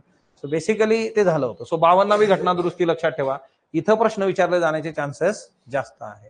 पक्षांतर बंदी 11 शेड्यूल कशाशी संबंधित आहे, पंचायतशी संबंधित आहे. 73वी घटना दुरुस्ती 92, 29 विषय याच्यामध्ये येतात. आणि 12व्या शेड्यूल जे आहे तर ते म्युन्सिपाल्टीशी संबंधित आहे, 18 विषय याच्यामध्ये येतात. 74वी घटना दुरुस्ती 1992. क्लिअर, असा हा सिनेरिओ आहे. 12चे 12 शेड्यूल पाठ पाहिजे, हिच्यामध्ये काय येतं काय नाही ते तुम्हाला माहित पाहिजे. ओके, त्याच्यानंतर नेक्स्ट वन जे आहे तर सोर्सेस आपल्याला डिकोड करायचे आहे बघा. सो सिंपली जे आहे या सर्व प्रोसेसमध्ये आता शेड्यूल तुम्हाला माहित आहे, भारतीय संविधानाचे जे काही वैशिष्ट्य आहेत बघा, तिच्यामध्ये एकतर हे जगातलं सगळ्यात मोठं संविधान आहे, लेंथीएस्ट आहे, त्याची कारणं पण आहे. एकतर जॉग्राफिकल वास्टनेस कंट्रीचा जो आहे, डायव्हर्सिटी आहे इथं. दुसरी महत्वाची गोष्ट जी आहे, एकतर आपलं जे संविधान बनलेलं आहे त्याचा जो बेस आहे बघा, तो बेस आहे 1935चा ऍक्ट, हाच जो आहे बघा इथं. ओके, 1935चा कायदा जो आहे, ज्याच्यातून बऱ्याचशा गोष्टी आपण घेतलेल्या आहेत. हा जो चार्ट आहे हा पण आपल्याला पाठ असणं गरजेचं आहे बघा, कुठून आपण काय घेतलं. ओके, सो बेसिकली जे आहे हा 1935चा जो कायदा आहे, या कायद्यावर आधारित संविधान बनलेलं आहे. आणि मुळात हा कायदाच मोठा होता, वास्ट होता, म्हणून संविधान पण कसं बनलं, मोठं बनलं. दुसरी गोष्ट जी आहे, संपूर्ण देशासाठी सिंगल कॉन्स्टिट्यूशन आहे, राज्य असू देत केंद्र असू देत सगळ्यांसाठी एकच दस्तावेज आहे, मोठा बनला. आणि द लास्ट वन इज, याच्यामध्ये कायदे तज्ञ भरपूर होते, सो त्यांनी गोष्टी बऱ्याच ठिकाणी खूप प्रॉपरली एक्सप्लेन करणं, कायद्याची भाषा आणणं, तिच्यामधून पण ते लेंथी झालं. त्याच्यानंतर वेगवेगळ्या सोर्सेस मधून आपण घेतलेलं आहे, सोर्सेस तुमच्या समोर आहे. हा चार्ट पाठ म्हणजे पाठच पाहिजे. ओके, आता 1935 दिसतंय का प्रत्येकाला? ओके, 1935 जे आहे त्या कायद्यामधून आपण काय काय घेतलं. एक फेडरल स्कीम घेतली बघा आपण, म्हणजे संघराज्य प्रणाली जी आहे, केंद्र राज्य असे दोघी कोएक्झिस्ट करणार, त्याच्यामध्ये सेपरेशन ऑफ पॉवर असेल, राज्यांचे काही अधिकार आहे. आपण तिकडे 3 सूच्या बघितल्या, युनियन, स्टेट आणि कॉन्करंट. राज्यांना काही विशिष्ट अधिकार याच्यामध्ये आहेत. जसं बघा मणिपूर संबंधी एक न्यूज आपण बघितली होती, आपसा मणिपूरमध्ये परत लावलेला आहे, armed forces special power act. आता याच्यामध्ये डिस्टर्ब एरिया नावाची एक संकल्पना असते, की डिस्टर्ब एरिया केंद्र आणि राज्य दोघी डिक्लेअर करू शकतात. आणि उद्या राज्याला जर वाटलं की नाही आपसाची गरज नाही तर ते पण माघार घेऊ शकतात. राज्यांना काही अधिकार असणं. Okay, office of governor, governor कुठून आला, 1935च्या कायद्यातून. आता विजय यांनी नवीन पक्ष स्थापन केलेला आहे बघा, काय नाव आहे पक्षाचं, त्याला बोला पटकन. हा, काहींच्या मनात आहे पण ओठावर येत नाही, वाचा. ओके, आता हा जो विजय आहे, विजयच्या नवीन पक्षाने जे आहे, हा सो त्यांनी म्हटलेलं आहे की गव्हर्नरचं पद रद्द करणे. ओके, सो विजय किती मोठा सुपरस्टार असला तरी असं होत नसतं, पक्षाचा अजेंडा आहे, ठीक आहे, इट्स ओके. ओके, कुठून आलं गव्हर्नरचं पद? 1935. ओके, कारण जर विजयचा पक्ष उद्या भारतात सत्तेत आला आणि विजय पंतप्रधान झाला तर त्याला सगळ्यात जास्त गरज कुठल्या पदाची भासेल? गव्हर्नर. ओके, असं ते आहे. सो बेसिकली जे आहे ज्युडिशियरी जे आहे बघा, न्याय व्यवस्था, त्याच्यानंतर public service commission, UPSC, MPSC, ती यूपीपीएससी वाली पोरं जी आहेत ती तिकडे दंगा करतायत बघा, है ना. आपल्या आंदोलनापासून प्रेरणा घेतली त्यांनी, है ना, एका दिवशी 2 परीक्षा, 1 सेक्शन वगैरे वगैरे जे आहे. सो पब्लिक सर्व्हिस कमिशन जे आहे, एमपीएससी, युपीएससी, कुठून आलं? 1935. इमर्जन्सी प्रोव्हिजन 352, 356, 365, 360 4 कलम जे आहेत, इमर्जन्सी प्रोव्हिजन जे आहे, ऍडमिनिस्ट्रेटिव्ह डिटेल्स, हे सगळं 1935 पासून आलं. त्याच्यानंतर जे आहे, ओके, आता ह्या कायद्यावर सगळं बनलं. म्हणजे एक प्रकारे बॉडीमध्ये स्केल्टन कसं असतं ना, आपली हाडं आहेत ना, तिच्यावर जे आहे मांस आणि मग बॉडी उभी राहिली, तर ते हाडं म्हणजे स्केल्टन, म्हणजे हा 35चा कायदा आहे. मग आता बाकी ब्रिटिशच इथं राहत होते बघा आपल्या घरात येऊन, ते म्हटले आम्ही राहू का? आपण म्हटलं या अतिथी देवो भव. नंतर ते घरात राहायला लागले ना, आपल्याला ओट्यावर बसवलं त्यांनी. सो बेसिकली जे आहेत, मग त्यांच्या ज्या व्यवस्था होत्या त्याला आपण फॅमिलियर होतो. मग तिच्यातून संसदीय कार्यप्रणाली घेतली आपण, पार्लमेंटरी गव्हर्नमेंट, कायद्याचं राज्य, लेजिस्लेटिव्ह प्रोसिजर जी आहे, कायद्याची प्रक्रिया, त्याच्यानंतर सिंगल सिटीजनशिप, पूर्ण देशासाठी एकच नागरिकत्व. युएस मध्ये कसं आहे? डबल, राज्याचं वेगळं, देशाचं वेगळं. म्हणजे जर तुम्ही युएस मध्ये जन्माला आले असते तर तुमच्या शाळा सोडल्याच्या दाखल्यावर असं राहिलं असतं, सिटीजनशिप महाराष्ट्रीयन आणि भारतीय. ओके, पण तुम्ही भारतात जन्माला आला म्हणून तुमच्या टीसीवर काय लिहिलं आहे? इंडियन, भारतीय, असं ते आहे, है ना. तिच्यावर सनी देओलने पिक्चर पण काढला जो हिट झाला बघा, त्याचा बेस इथं आहे. ओके, इंडियन बघितला नाही? असं पिक्चर जिच्यात पीएमटी वर पीएमटी चालते. काय पाहिजे आयुष्यात तुम्हाला? फुल गाड्यांवर गाड्या चालवल्या आहेत तिच्या, म्हणजे रजनीकांत विचार पण करू शकत नाही असं ते सनी देओलनी केलेलं आहे त्याच्या आयुष्यात. कॅबिनेट सिस्टीम जी आहे बघा, काय काय काय काय हा, procedure establish by law, US आणि ते पटकन नाही, ते येणारच आहे, आपण डिटेल मध्ये शिकू. आणि आपल्याकडे व्यक्ती पण आहे डेमोला तिथं. ओके, प्रिरोगेटिव्ह रीड्स जे आहेत बघा, ओके, ते येणार आहे, ते फंडामेंटल राईट्स मध्ये येईल, आपल्याला लोड नका घेऊ. ओके, प्रिरोगेटिव्ह रीड जे आहे, मी तुम्हाला काय सांगितलं, जे लोक नवीन आहेत 4-4 वर्षानंतर पण एक कन्फ्युजन जात नाही, जे आपण त्या दिवशी केलं होतं. आणि हा विषय कसा आहे? कापरासारखा आहे, तो उडून पण जातो. इथं जे समजलं ते गेटच्या बाहेर समजत नाही, असं. ओके, सो ते डील होईल, म्हणून याला रिव्हिजन्स मस्त आहेत. पॉलिटीला रिव्हिजन असलं पाहिजे, that's basic. Okay, so reads जे असतात, रीड्स पण बघू आपण, हिबिस कॉर्पस, त्याच्याकरता दृश्यम नावाचा चित्रपट बघणं गरजेचं असतं. पार्लमेंटरी प्रिव्हिलेज जे आहे की तुम्हाला पार्लमेंटमध्ये कुठले विशेष अधिकार मिळतात का? तुम्ही जर खासदार झालेत, आमदार झालेत, हा ना, तुम्ही बघितलं असेल ना, तुम्ही पता आहे क्या मैं कौन हूं, है ना, मी आमदार आहे, मी खासदार आहे, का? कारण मला काहीतरी विशेष अधिकार आहे. ओके, पण कधी कधी त्यांना माहितच नसतं की हे अधिकारी इथं नाही आहेत, त्याच्यामुळे गडबडून जाते, बरोबर. त्याच्यानंतर जे आहे बाय कॅमेरलिझम, म्हणजे काय? द्विसंसदीय, लोकसभा, राज्यसभा, त्याच्यानंतर जे आहे विधानसभा, विधान परिषद. ओके, त्याच्यानंतर युएस कॉन्स्टिट्यूशन मधून काय घेतलं? फंडामेंटल राईट्स, मूलभूत अधिकार. इंडिपेंडन्स ऑफ ज्युडिशरी, ज्युडिशरी आपली कशी आहे? स्वतंत्र आहे. त्याच्यानंतर ज्युडिशियल रिव्ह्यू, आता बघा ज्युडिशियल रिव्ह्यू 9 शेड्यूलला नाही का? तर आहे, 24 एप्रिल 1973 नंतर केशवानंदा भारती केस. हे जे आहे ना ज्युडिशियल रिव्ह्यू, म्हणजे काय? जर एखादा निर्णय घेतला गेला असेल पार्लमेंटमध्ये, त्याच्यावर रिॲक्ट होणं. ओके, त्याच्यानंतर जे आहे इम्पिचमेंट ऑफ प्रेसिडेंट, महाभियोग. हा असा देश आहे की निवृत्त झाल्यानंतर, पदावरून पायउतार झाल्यानंतर पण महाभियोग चालवतो बघा, आणि त्याचं उदाहरण आहे तात्या. ओके, आणि त्याच माणसाला निवडून पण देतो. म्हणजे यांच्यामध्ये पॉलिटिकल अवेअरनेस किती असणार आहे ते तुम्ही विचार करा. असे देशाचे नागरिक, अशी व्यवस्था की ती 3-3दा त्याच्यावर महाभियोग चालवते आणि नंतर त्याला निवडून देते बघा, हा ना. म्हणजे डेव्हलप असले म्हणजे खूप मेंदू चांगला चालतो असं नाही, बरोबर. महिला रडतायत बघा तिकडं, है ना. B4 नावाची मुवमेंट सुरू करून टाकली त्यांनी, एवढा संतापानावर झाला त्यांना. है ना. सो आजकाल ते एकटे फिरताय तालिबान नसून पण जे आहे ते, है ना. तालिबाननी सांगितलं होतं महिला आणि पुरुषांनी वेगवेगळं फिरायचं, है ना. अमेरिकेतल्या महिलांनी पुरुषांना सांगितलं जवळ दिसला तू विचार कर, बी फोर मुवमेंट. डोनाल्ड ट्रम्पला मत देतो का, चल पळ इथून, असं ते झालेलं आहे. ओके, एवढा संतापानावर झालेला आहे. Okay, judicial review, impeachment, removal of supreme court आणि हायकोर्ट जजेस, हे पण आपण अमेरिकेकडून घेतलं. व्हाईस प्रेसिडेंटचं पद अमेरिकेकडून घेतलं. अमेरिकेच्या व्हाईस प्रेसिडेंटला अधिकार चांगले आहेत बघा आपल्या व्हाईस प्रेसिडेंटपेक्षा. म्हणजे इकडे जर राष्ट्रपतीचं पद रिकामं झालं तर लगेच उपराष्ट्रपती तिकडे राष्ट्रपतीचा कार्यक्रम राबवायला सुरुवात करून टाकतो. जो बायडन यांच्यावर एक मेडिकल प्रोसेस झाली होती मधल्या काळात, तो त्यांना भूल देण्यात येणार होती. सो त्यांना इंजेक्शन देऊन झोपेत पाठवलं. त्या कालावधीसाठी सगळे प्रेसिडेन्शियल अधिकार कोणाच्या हातात आले होते, कमला हॅरिस यांच्यात, आणि असं पहिल्यांदा घडलं होतं. सो तिथली प्रक्रिया तशी आहे बघा. आपल्याकडे तसं काही लोड नसतो. ते म्हणते हा साहेब 15 दिवस लोड नका घेऊ तुम्ही, आम्ही बघतो. आपल्याकडे एवढा काही लोड नाहीये. पण त्याच्याकडे काय होतं, प्रेसिडेंटच्या सगळ्या पॉवर चालल्या जातात. आपल्या इथं असं काही होत नाही ना, आपला प्रेसिडेंट काही पॉवरफुल नाहीये, पीएम आहे बघा. ओके, सो आणि यांच्यावर काही झालं तरी आपल्याला कळत नाही. आता इकडे जे आहे आयरिश कॉन्स्टिट्यूशन, तिथून काय घेतलं आपण, डीपीएसपी, राज्याची मार्गदर्शक तत्व. राज्याची मार्गदर्शक तत्व म्हणजे काय, कुठल्याही देशाला पॉलिसी बनवताना, रूल्स रेग्युलेशन बनवताना ज्या गोष्टींचा विचार करायचा आहे ते हे आहे बघा. त्याच्यानंतर नेक्स्ट म्हणजे आहे nomination of members to Rajya Sabha and methods of election of president जे आहे. राज्यसभेला नॉमिनेट केले जातात. किती लोक नॉमिनेट होतात, 12 जे आहे, है ना. सुदैवानी यांची यादी हरवत नाही, तो भाग वेगळा. सो 12 जे आहेत. आणि विधान परिषदेवाल्यांच्या याद्या हरवतात बघा, का, तिथं गव्हर्नर आहे. सो तो मुद्दा जो आहे. प्लस इलेक्शन ऑफ प्रेसिडेंट जे आहे, कुणाकडून घेतलं आपण, आयरिश कॉन्स्टिट्यूशन. आपला जो काही प्रेसिडेंट निवडला जातो, सो तिथून ती प्रोसेस आपण घेतली. कॅनडाकडून आपण घेतलेलं आहे फेडरेशन विथ स्ट्रॉंग सेंटर, केंद्रीकृत प्रणाली आपण कुणाकडून घेतली, कॅनडाकडून जे आहे.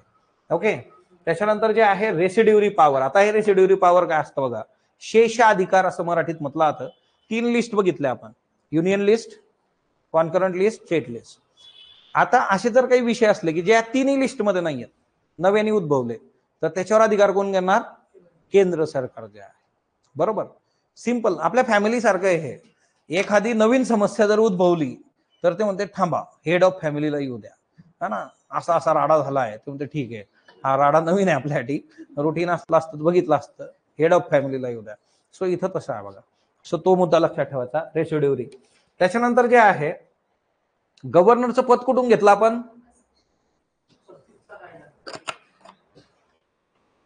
त्याची नियुक्ती कुणी करायची हे कुठून घेतलं, कॅनडाकडून जे आहे. सेंटर त्याची नियुक्ती करणार, हा याच्यामध्ये इश्यू आहे बघा. ओके, सो तुम्ही पण येत्या काळामध्ये भरपूर लोक गव्हर्नर बनवू शकता. गव्हर्नर आजच्या डेटमध्ये नंबर ऑफ ब्युरोक्रॅट्स गव्हर्नर आहे बघा. ओके, तुमचं जर सगळं चांगलं असलं इकडं तिकडं तर पटकन तुम्हाला गव्हर्नर बनवून टाकतात ते. ओके, बाकी त्यांची काळजी घ्या. गव्हर्नर बनल्यावर विशेष काय करू शकत नाही तुम्ही, बंगल्यावर बोलून नाश्ता पाणी तिकडे आजूबाजूला फिरायची व्यवस्था करून टाकायची. Then advisory jurisdiction of supreme court, है ना. याचं कलम कुठलं आहे, 143, है ना. कॉलेजमध्ये वेगळंच असतं ते 143, है ना. Advisory jurisdiction of supreme court जे आहे, हे ऍडवायझरी ज्युरिडिक्शन जे आहे याच्यामध्ये पण कसं असतं, प्रेसिडेंट एखाद्या याच्यावर मत मागवू शकतो सुप्रीम कोर्टाचं. त्याच्यात 2 कंडिशन आहे.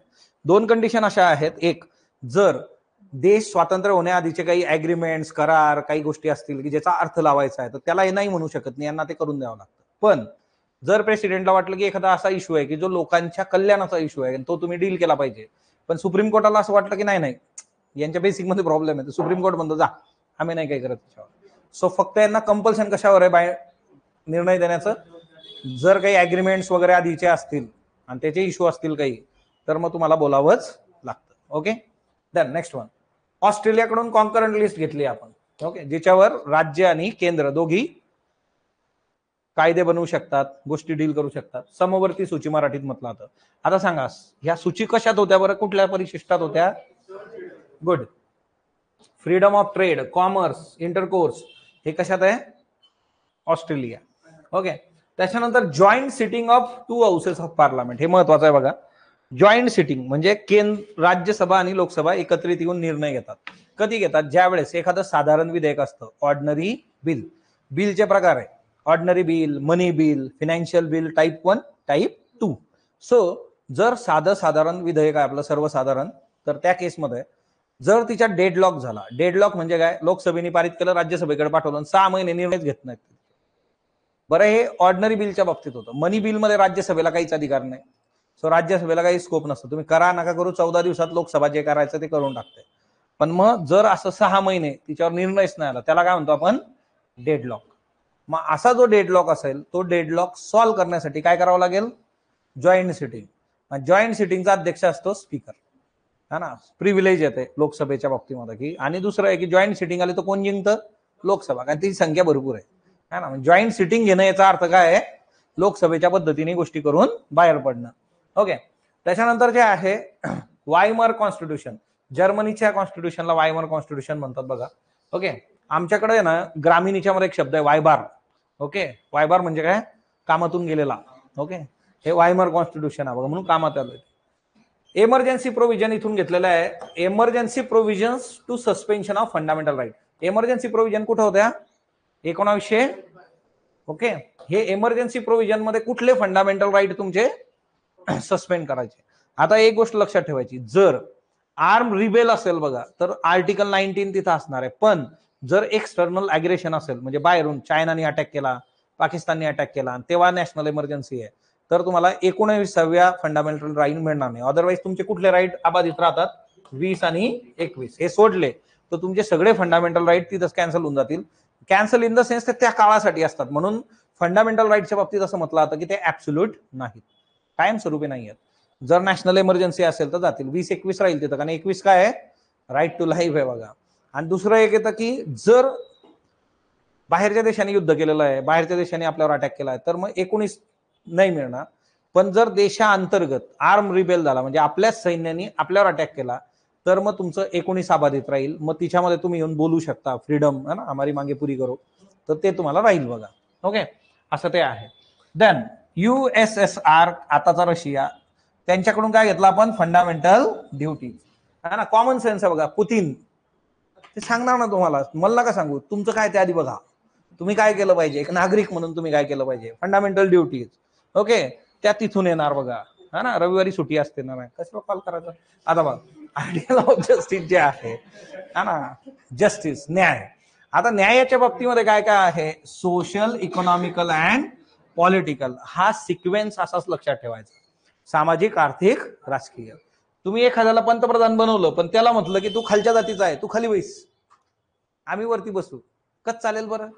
सो सोशल आधी, डिस्ट्रीब्युशन ऑफ रिसोर्सेस नंतर, आणि त्याच्यानंतर काय आहे, पॉलिटिकल. सो पहिले सामाजिक, म्हणून सिक्वेन्स, जस्टिस. ओके. प्रिएम्बल मध्ये जा. फ्रेंच. ओके. फ्रान्स सध्या आपला चांगला मित्र आहे बघा, एकदम कधी धावून येतो आपल्यासाठी. जो बायडननी कच खाल्ली होती, ते आले लगेच अध्यक्ष म्हणून आपल्याकडे. सो रिपब्लिक जे आहे, रिपब्लिक जे आहे बघा, गणराज्य जे आहे, आपले हेड ऑफ स्टेट कसे असतात, निवडून येतात बघा. असं नसतं की राजा का बेटा राजा बनेगा, असं तिथं नाहीये. Then ideals of liberty, equality and fraternity, स्वातंत्र्य, समानता आणि बंधुत्व जे आहे, हे फ्रेंच राज्यक्रांतीतून आलेल्या गोष्टी. त्याच्यानंतर दक्षिण आफ्रिका जे आहे, त्यांचा जर विचार केला तर procedure for amendment of constitution, आपल्या संविधानामध्ये बदल कसा करायचा आहे, कुणाकडून शिकलो आपण, साऊथ आफ्रिकेकडून. आणि दुसरं जे आहे, election of members of Rajya Sabha, राज्यसभेच्या मेंबरचं इलेक्शन जे आहे, south Africa. Japanese constitution, procedure establish by law. चला आता आपण तिकडे जाऊ, है ना. शमा मॅडमचा जो प्रश्न आहे की प्रोसिजर इस्टॅब्लिश बाय लॉ, आणि तिकडं काय आहे, रूल ऑफ लॉ. ओके. यांचा मूळ प्रश्न कशाचा आहे, ड्यू प्रोसेस ऑफ लॉचा आहे बघा. बरोबर. आता हे काय असतं एकदा सांगून देत होते. आता याच्यामध्ये काय आहे की procedure establish by law. Okay. याच्यामध्ये डायरेक्टली काय म्हटलंय बघा, procedure establish by law. Okay. म्हणजे काय, कायद्याद्वारे प्रस्थापित केलेली प्रक्रिया. आणि दुसरा आस्पेक्ट याच्यामध्ये जो आहे तो आहे आपला ड्यू प्रोसेस ऑफ लॉ. हे कशाकडे आहे, US मध्ये आहे बघा हे. ओके. हा कार्यक्रम US राबवतो, हा आपण राबवतो. कायद्याने निर्धारित केलेली प्रक्रिया. आता याचं एक रुटीन नेहमीच उदाहरण आहे बघा, हा ना. संदर्भ पण लागत जाते, लोक आपली आहेत तिच्यामुळे. आता बघा एक सिंपल आहे की एखादं झाड आहे, गव्हर्नमेंटचं झाड आहे समजा, गव्हर्नमेंटने लावलं आणि तुम्हाला जबाबदारी दिली की या झाडाला रोज पाणी टाका, हा ना. सकाळ संध्याकाळ 2-2 बादल्या पाणी टाकत जायचं झाडाला. नियम बनवला असा, म्हणजे कायदाच बनलाय तसा.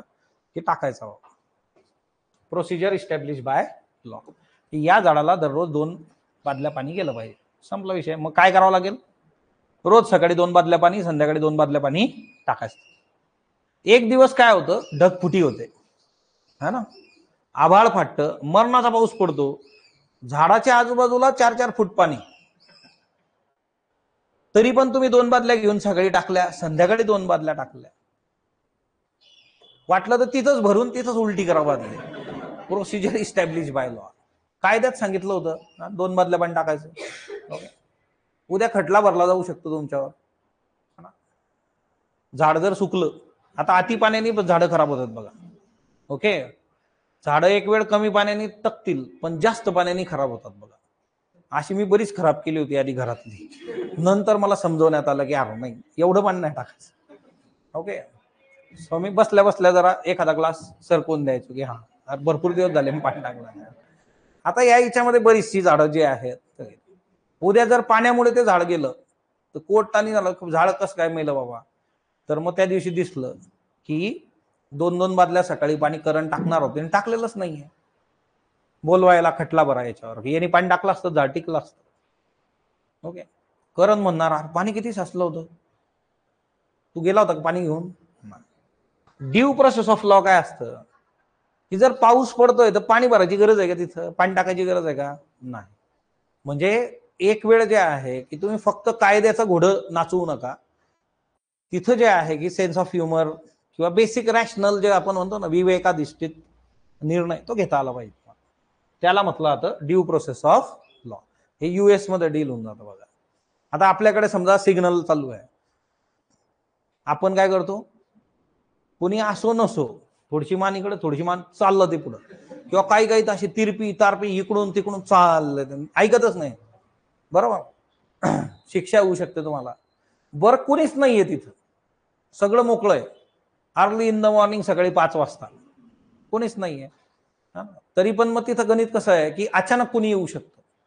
तिथं जरी कोणी दिसत नाही, कोणी स्पीडमध्ये आलं, त्याचा सिग्नल चालू आहे, आपण तिथं पण सिग्नल मोडतो बघा. मग कायद्याचं पालन जे आहे ना ते प्रॉपरली झालं पाहिजे. आता याचे पण पॉझिटिव्ह निगेटिव्ह आस्पेक्ट मिळू शकतात तुम्हाला, पण ही प्रोसेस अशी आहे, जर गरज नसेल तर कायद्यात काही गोष्टी फ्लेक्झिबल असाव्यात आणि त्या तशा वापरल्या जाव्यात. क्लिअर, असं ते आहे. ओके, त्याच्यानंतर चला आता जे काही हे आहेत आपले सोर्सेस आपण बघितले. दुसरं एक असतं बघा, रिजिड फ्लेक्झिबल आहे आपलं संविधान जे आहे, त्याच्यात बदल करू शकतो, काही गोष्टींमध्ये बदल करता येणार नाही तुम्हाला. युनिटरी जे आहे, ओके, हे फीचर्स ऑलरेडी तिकडे येऊन जातात बघा, फंडामेंटल राईट्स वगैरे. सेक्युलर आहे आपण. ओके, आता सेक्युलरिझमचा ज्या वेळेस विचार केला जातो तर सिंपली जे आहे सेक्युलरिझम कशा कशात सांगितलेलं आहे, मग ते 42वी घटना दुरुस्ती प्रिएम्बल मध्ये सेक्युलरिझमचा रेफरन्स येतो, की तिथं शब्द आलेला आहे तो सेक्युलरिझम. हिच्यावरून वादावादी पण बरीच झालेली आहे आजपर्यंत. त्याच्यानंतर जे आहे बघा 14, 15, 16 आर्टिकल जे आहेत, 14, 15, 16. 14 आहे इक्वॅलिटी बिफोर लॉ, 15 जो आहे डिस्क्रिमिनेशन नको, 16 जो आहे इक्वल अपॉर्च्युनिटी. त्याच्यानंतर 25, 26, 27, 28 हे जे 4 आहेत रिलिजन संबंधीचे फंडामेंटल राईट्स, हे सगळे जे आहेत तुम्हाला सेक्युलरिझम मध्ये जे आहेत तर ते बघायला मिळतात. सो बेसिक ह्या गोष्टी महत्वाच्या आहेत आपल्याला. त्याच्यानंतर जे आहे की आपल्याकडे अडल्ट फ्रँचाईज आहे बघा, universal adult franchise. Universal adult franchise मध्ये काय आहे, सिंपली वय वर्ष 18 तुमचं झालं तर तुम्ही मतदान करू शकता. म्हणजे एका विशिष्ट वयानंतर मतदानाचा अधिकार सर्वांना देणं. सुरुवातीला हा 21 होता, नंतर ते काय झालं 18. आता याच्यामध्ये 61 कॉन्स्टिट्युशनल अमेंडमेंट ऍक्ट महत्वाची आहे. 61वी घटना दुरुस्ती जी आहे तिच्याने हे झालेलं आहे 21 वरून 18 जे आहे, कारण हा तरुणांचा देश आहे आणि युथनी जास्तीत जास्त याच्यामध्ये असणं अपेक्षित आहे, असा हा सिनारिओ बघा. ओके, त्याच्यानंतर नेक्स्ट वन जे आहे युनिटरी फीचर्स जे आहेत बघा, आपलं जे कॉन्स्टिट्यूशन आहे त्याच्यामध्ये युनिटरी फीचर्स वगैरे जर तुम्ही बघितले तर त्यामध्ये काय काय येतं बघा तुम्हाला, की युनिटरी फीचर जे आहेत त्याचा जर विचार केला तर युनिटरी फीचर्स जे आहेत ते म्हणजे एक तर स्ट्रॉंग सेंटर आहे आपलं. ओके, रेसिड्युरी पॉवर कुणाकडे आहे, सेंटरकडे आहे आपल्या. त्याच्यानंतर जे आहे की आपल्या राज्यांना जे आहे स्वतःचं संविधान नाहीये, एकच संविधान आहे, म्हणजे काय केंद्र स्ट्रॉंग आहे तिथं. त्याच्यानंतर जे आहे सिंगल सिटीजनशिप आहे, प्रेसिडेंट्स रूल आपल्याकडे असतो, म्हणजे डायरेक्टली जे आहे केंद्र शासन जे आहे राज्यांवर प्रस्थापित करू शकतात. त्याच्यानंतर जे आहे ऑल इंडिया सर्व्हिसेस तिच्यामध्ये आहे, इंटिग्रेटेड ज्युडिशियल सिस्टीम तिच्यामध्ये भाग घेते बघा. सो हे सगळे युनिटरी फीचर्स आहेत. किंवा फेडरल फीचरचा जर विचार केला बघा तर त्या केसमध्ये जे आहे फेडरल फीचरमध्ये बाय कॅमेरल सिस्टीम आहे आपल्याकडं, है ना, द्विग्रही व्यवस्था वगैरे जे आहे, इंडिपेंडंट ज्युडिशरी वगैरे. सो त्या गोष्टी जरा प्रॉपरली लक्षात ठेवा. त्याच्यानंतर जे आहे प्रिएम्बल. प्रिएम्बल जे आहे बघा, प्रिएम्बल मध्ये काय काय लक्षात ठेवायचं आपल्याला, सगळ्यात महत्वाचं सोर्स ऑफ ऑथॉरिटी जे आहे. ओके, प्रिएम्बलच्या बाबतीमध्ये आपला महत्वाचा आस्पेक्ट जो आहे, काय काय दिलेलं आहे, वी द पीपल. सोर्स काय आहे, वी. ओके, प्रिएम्बल मध्ये सगळ्यात महत्वाची गोष्ट आहे सोर्स काय आहे, वी द पीपल, म्हणजे भारताची लोक ही त्याचा सोर्स. कुणी दिलं आहे, वी द पीपल. आणि भारताचं संविधान हे आपण आपल्याला दिलेलं आहे. ओके, भारतीयाच्या लोकांनी भारताला जे आहे, असं नाही कुणीतरी आला आणि ते हातात ठेवून गेलं, तसं ना, भारताच्या लोकांनी भारतात सोर्स जो आहे. देन नेचर ऑफ स्टेट जे आहे बघा. Okay, nature of state. Nature of state काय आहे, तर नेचर ऑफ स्टेट मध्ये सगळ्यात पहिलं आहे सोवेरियन आहे बघा. ओके, सोवेरियन म्हणजे काय, सार्वभौमत्व. आपल्यावर कुणाचाही अधिकार किंवा कुणीही डॉमिनन्स आपल्यावर दाखवणार नाही, आपण आपले सगळे निर्णय स्वतः घेऊ. दुसरा मुद्दा याच्यामध्ये येतो सोशलिस्ट. सोशलिस्ट तिच्यामध्ये पण भारत कसा आहे, डेमोक्रेटिक सोशलिस्ट आहे बघा. ओके, डेमोक्रेटिक सोशलिस्ट, वेलफेअरचा विचार आपण करतो. लोकशाहीत्मक जे आहे, आपण कम्युनिस्ट आयडिओलॉजी वगैरे ती तशी फॉलो करत नाही. दुसरा मुद्दा जो येतो सेक्युलर डेमोक्रेटिक आहे. आपण सेक्युलर आहे बघा, आपलं स्टेट जे आहे ते कुठलाही धर्म हा आपला ऑफिशियल रिलिजन नाहीये.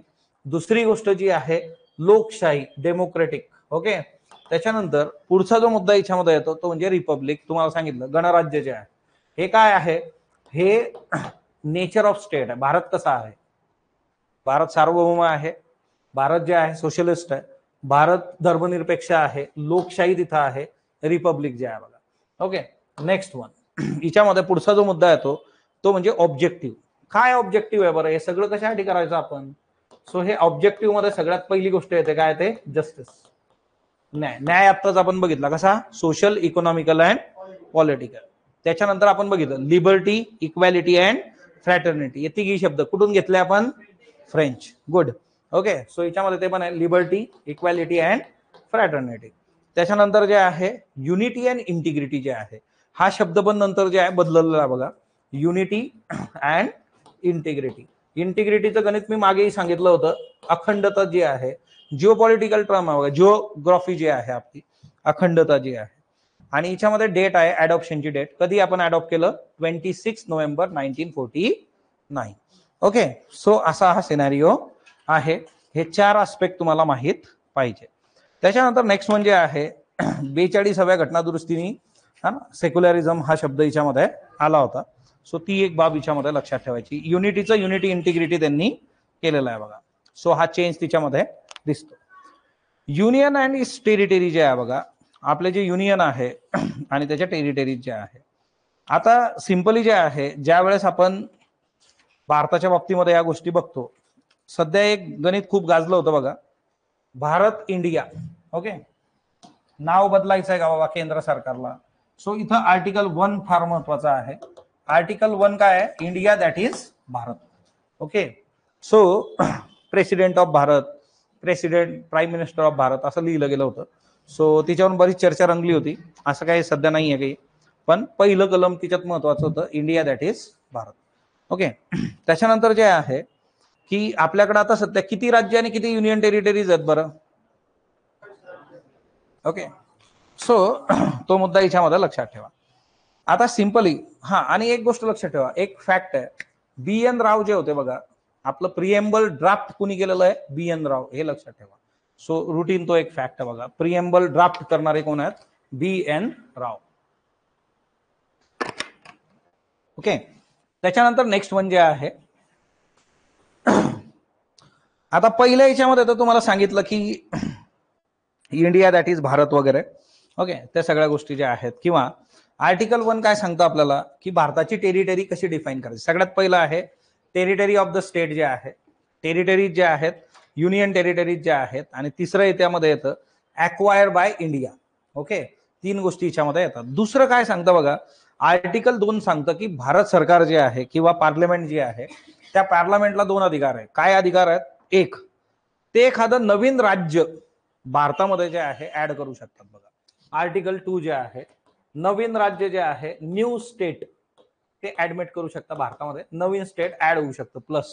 ओके ओके सो किंवा जे आहे यांना नवीन स्टेट इस्टॅब्लिश करण्याचा पण अधिकार आहे. एखादं नवीन स्टेट ऍड करणं किंवा इस्टॅब्लिश करणं, स्थापन करणं जे आहे बघा. ओके सो असे 2 अधिकाऱ्यांना दिलेले आहेत, इस्टॅब्लिशमेंट ऑफ न्यू स्टेट्स. मग आता एखादं नवीन स्टेट जर बनवायचं असेल तर ते अधिकार कुठे जातात? आर्टिकल 3 मध्ये जातात. Okay article 3. आता आर्टिकल 3 साठी पहिले प्रेसिडेंटची परवानगी घ्यावी लागते तुम्हाला. असा प्रश्न विचारला जातो की कुठल्या कुठल्या गोष्टींसाठी प्रेसिडेंटची परवानगी घ्यायची आहे आपल्याला. ओके सो येस, अमृताने इकडे दाखला बघा, BN राव हे संविधानाचे सल्लागार होते, संविधान सभेचे. Yes okay. आता इकडे जे आहे आर्टिकल 3 जे आहे बघा, ते आपल्यासाठी महत्वाचं आहे. आर्टिकल 3 काय सांगतं? आर्टिकल 3 सांगतं की पार्लमेंटला अधिकार आहेत कशा कशाचे, जर एखाद्या स्टेटचा एरिया वाढवण्याचे जे आहे बघा. ओके एखादा स्टेट आहे त्याचा राज्याचा एरिया वाढवू शकतात, बरोबर. म्हणजे मुन्नाबाई सारखं जे आहे सर्किट म्हणतो ना, भाई ये दरबार खिसका के रूम थोडा बडा कर लेते, एरिया वाढवू शकतात.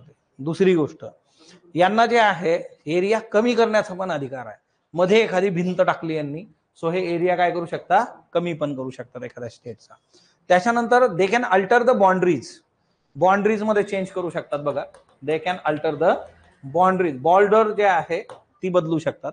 त्याच्यानंतर जे आहे एखाद्या स्टेटचं नाव बदलू शकतात, हे अल्टर द नेम टू, नाव पण बदलण्याचा अधिकार यांना आहे.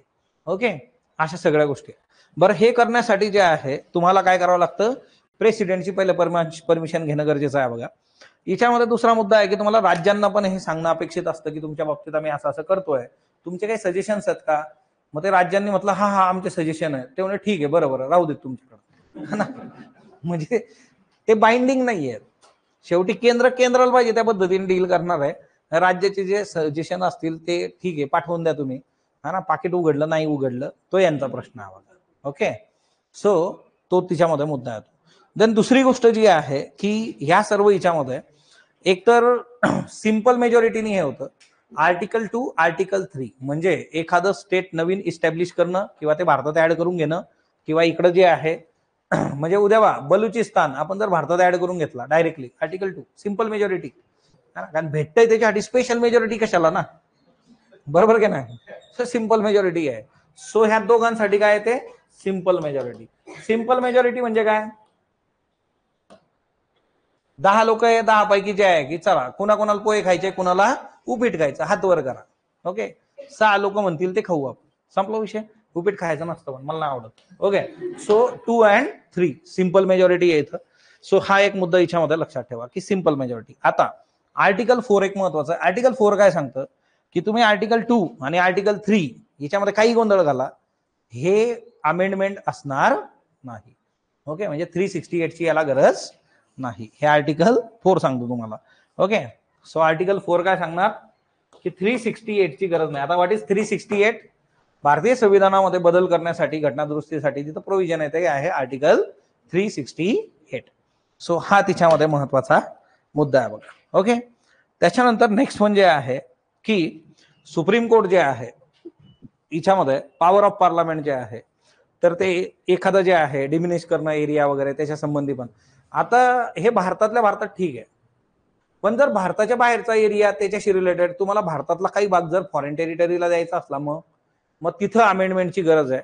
आणि बेरुबारी युनियन केस आपण बघितली होती, तुम्हाला जर आठवत असेल. कशात बघितली होती ती?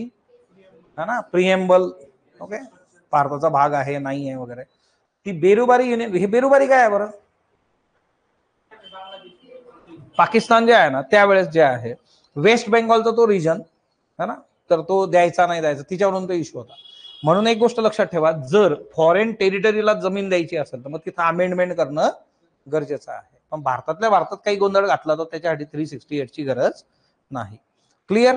सो आता आपल्याकडं जे काही स्टेट्स होते बघा, त्या स्टेट्सचा जर विचार केला तर मग त्या स्टेट्सच्या बाबतीमध्ये बरेचसे जे स्टेट्स आहेत तर त्यांच्या बाबतीत सुरुवातीला आपल्याकडे जे होते बघा 14 स्टेट जे आहेत.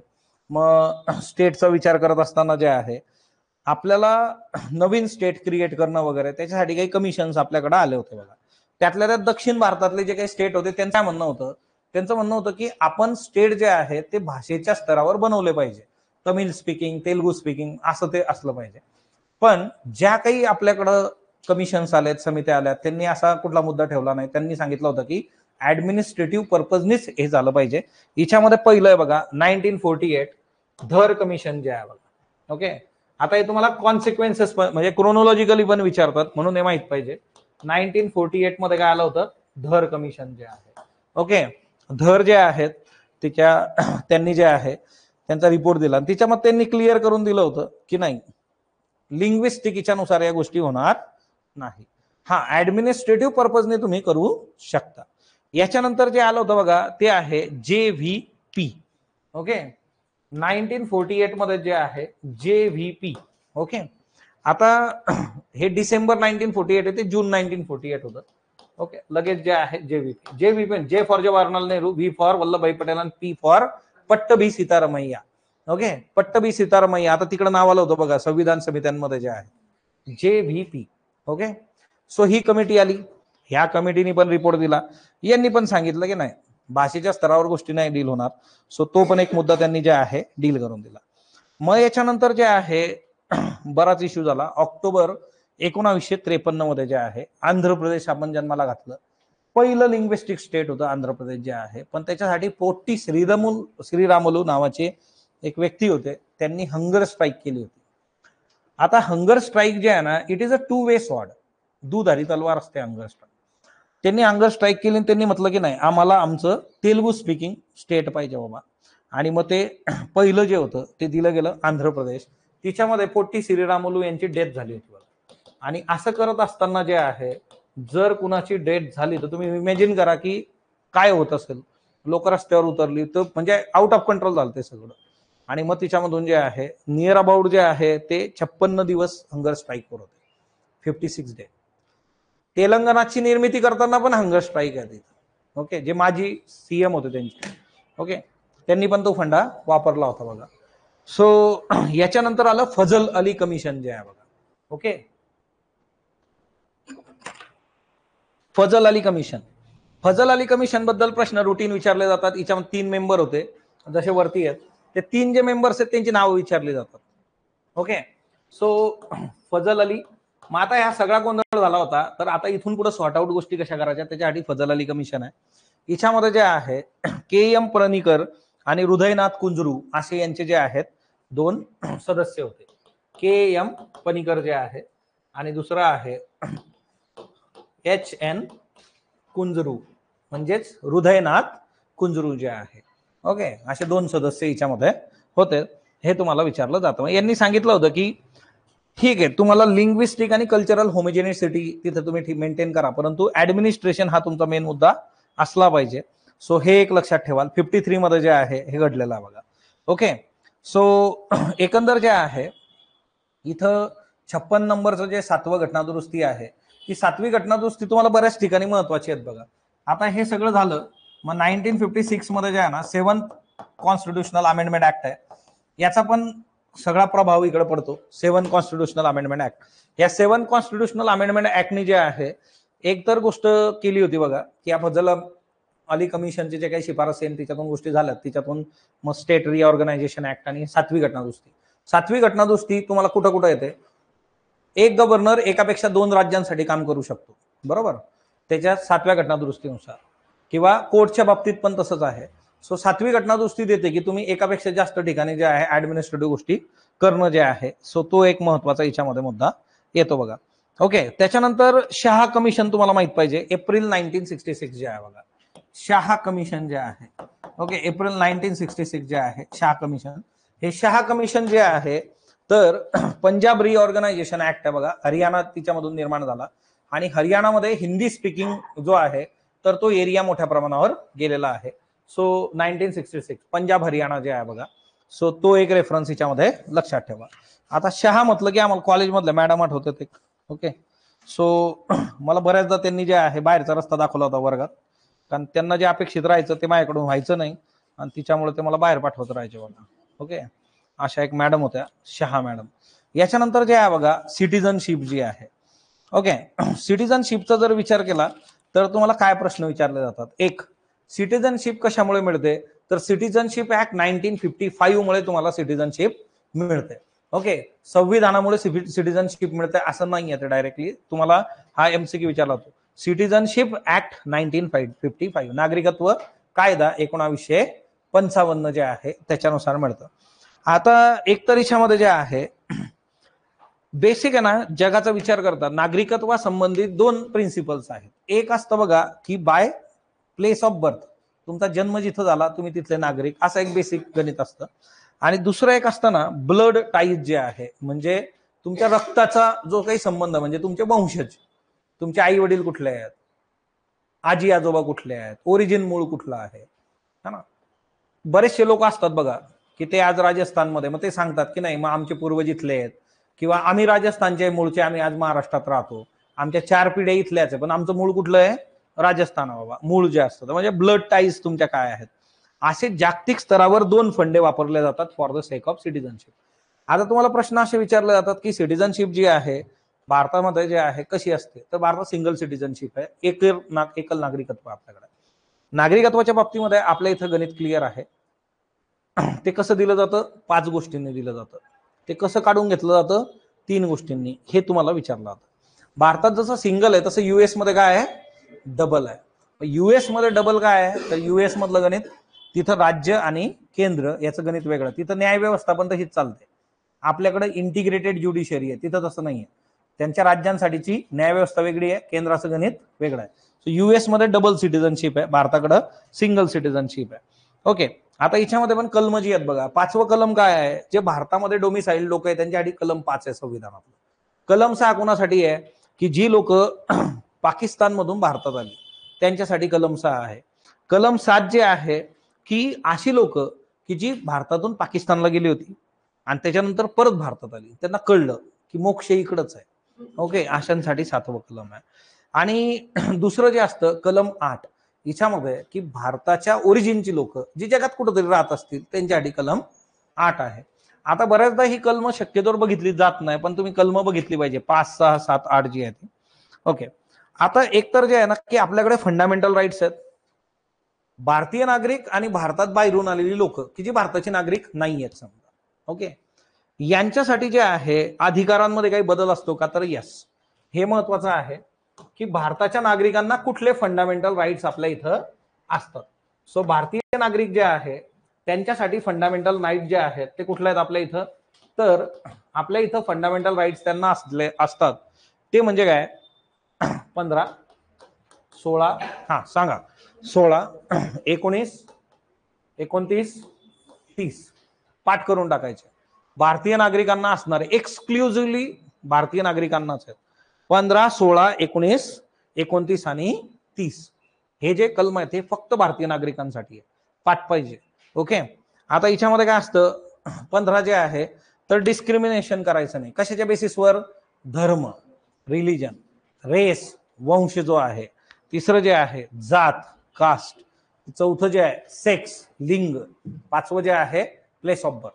ओके, डिस्क्रिमिनेशन नाही झालं पाहिजे. देन 16 काय, इक्वल अपॉर्च्युनिटी जी आहे आणि ती पब्लिक एम्प्लॉयमेंट मध्ये दिली जाते बघा. सो सर्वांसाठी इक्वल अपॉर्च्युनिटी. देन 19 काय, फ्रीडम ऑफ स्पीच. आपण जर हे भारतीयात सोडून बाहेरच्यांना दिलं असतं तर ते कॅनडावाले पण इथे आले असते बघा, हमारी मांगे पुरी करो, है ना, आजकाल ते बघा. सो त्यांना ते नाही, फ्रीडम ऑफ स्पीच फक्त कोणाला आहे, भारतीय नागरिकांना एक्सक्लुझिव्हली आहे. 29, 30 काय आहे, ते कल्चरल मायनॉरिटी संबंधीचे राईट आहे, कल्चरल आणि एज्युकेशन. हे सोडलं तर अजून भारतीय नागरिकांना काय असतं, एक राईट टू वोट जे आहे बघा. ओके, 20 तारखेला इकॉनॉमीचं सेशन करायला, मतदान करून मग इकडे या. ओके, राईट टू वोट जे आहे, मतदान. दुसरं जे आहे राईट टू कॉन्टेस्ट इलेक्शन जे आहे बघा, उमेदवारी. मला खासदार बनायचं नाही तर कोणीतरी मला खासदार बनवून तिकडून इकडं आला, चालणार नाही.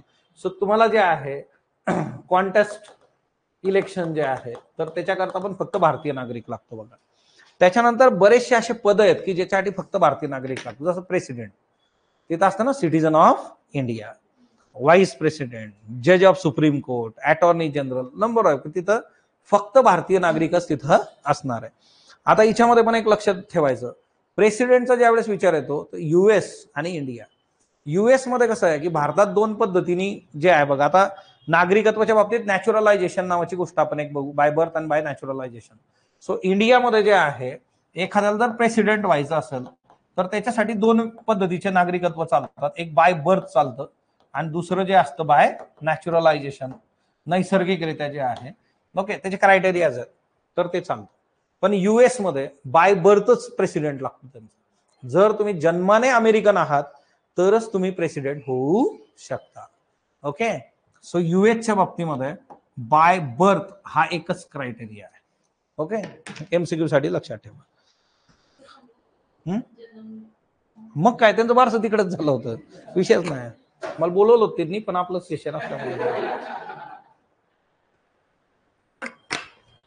आता हे एवढं ठाम सांगितलं, याचा अर्थ काय होतो, त्यांचं बारसं तिकडच झालं.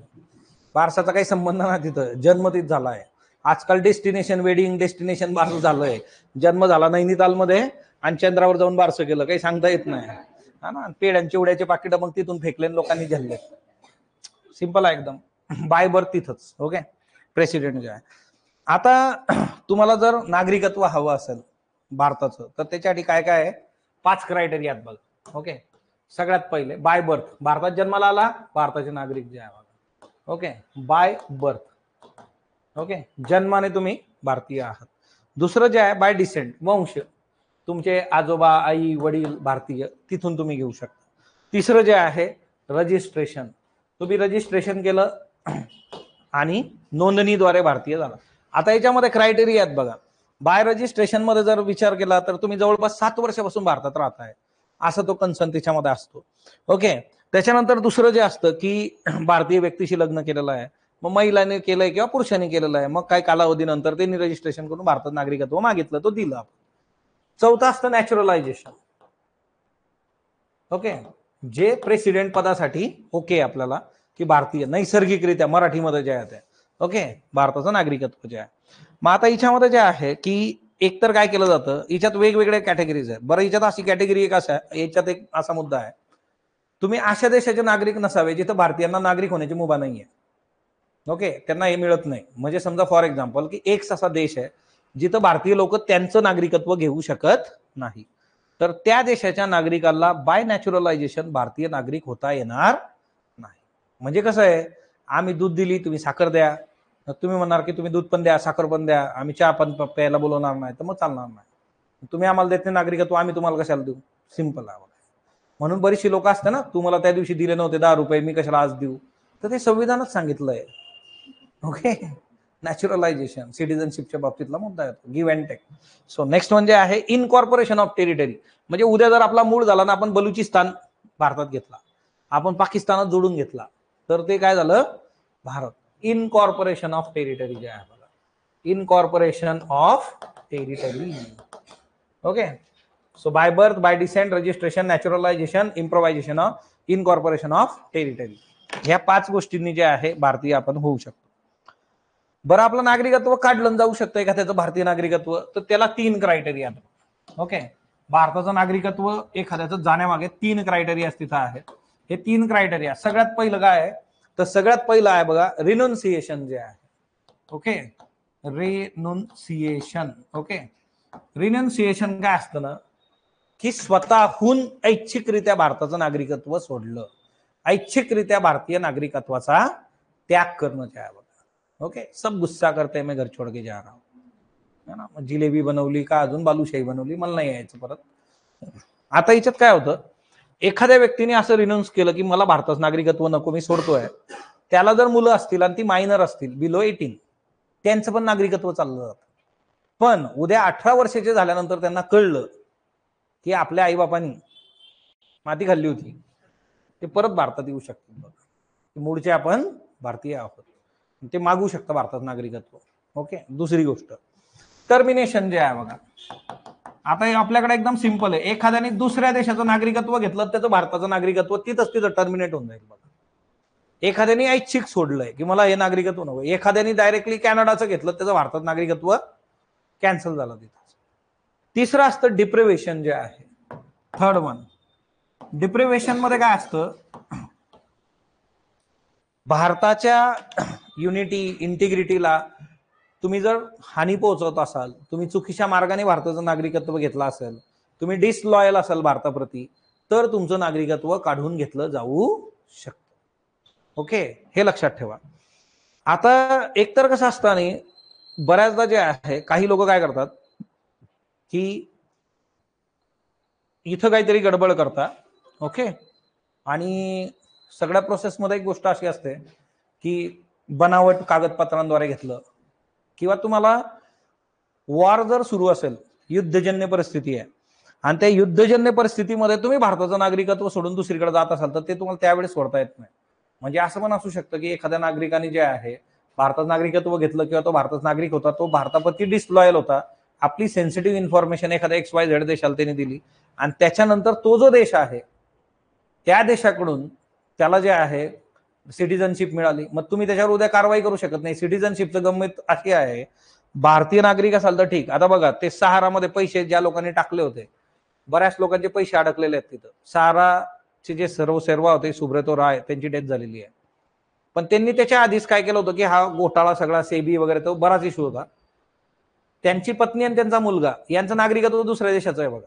म्हणजे उद्या काही झालं इथं, तर उद्या त्यांच्या मुलाला किंवा त्यांच्या पत्नीला तुम्ही हात लावू शकत नाही. का? कारण त्यांचं नागरिकत्व दुसऱ्या देशाचं आहे. ओके, म्हणून बरेचसे जे उद्योजक असतात, ज्यांच्याकडे खूप पैसा आहे आणि ज्यांना माहित आहे आपल्याकडे खूप पैसा हा कालाकांडी करून आलेला आहे, अशी लोक काय करतात, अशा देशांमध्ये पैसे गुंतवून नागरिकत्व घेऊन ठेवतात तिकडचं. ओके, आणि असे बरेचसे देश आपण करंटमध्ये पण बघतो बघा, की इथे इन्व्हेस्टमेंट करा एवढी एवढी, आम्ही नागरिकत्व देतो तुम्हाला, आणि त्या बेसिसवरती लोक तशा पद्धतीने गोष्टी वर्क करतात. असं हे सरळ सरळ गणित आहे बघा. क्लिअर? सो रिनोन्सिएशन, टर्मिनेशन, डिप्रिव्हेशन, 3 गोष्टी लक्षात ठेवा. नागरिकत्व कसं जातं, काय जातं. आता याच्यामध्ये बऱ्याच कन्सेप्ट आहे ना. People of Indian origin, PIO. आता नावातच आहे, पीपल ऑफ इंडियन ओरिजिन म्हणजे कोण? भारताचं नागरिक जे आहे बघा.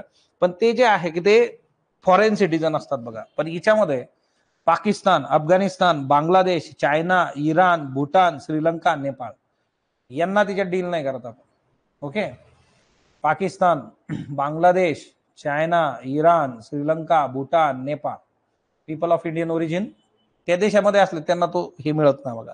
सो ती एक महत्वाची बाब लक्षात ठेवा. OCI एक असतं, ओव्हरसीज सिटीजन जे असतात त्याला ड्युअल सिटीजनशिप पण म्हटलं जातं. नॉन रेसिडेंट इंडियन जे आहेत बघा, NRI है ना, हिंदी चित्रपटांमध्ये भरपूर असतं है ना, लडकी की शादी करनी है, लडका NRI है. ओके, NRI काय असतं की ऍक्च्युली काय आहे ना, की त्यांनी दुसऱ्या देशाचं नागरिकत्व घेतलं नाहीये, पण ते तिकडच पडीक असतं है ना. म्हणजे बरेचसे ताई, भाऊ, दादा, साहेब यांची पोरं कुठं असतात? दुबईमध्ये, लंडनमध्ये, स्वित्झर्लंडमध्ये. ते नागरिकत्व कुठलं आहे? इथलं. कारण आयुष्यात सगळं काही करून झालं की त्याला खासदार आमदार कुठं बनायचं आहे? इथं. Okay, NRI.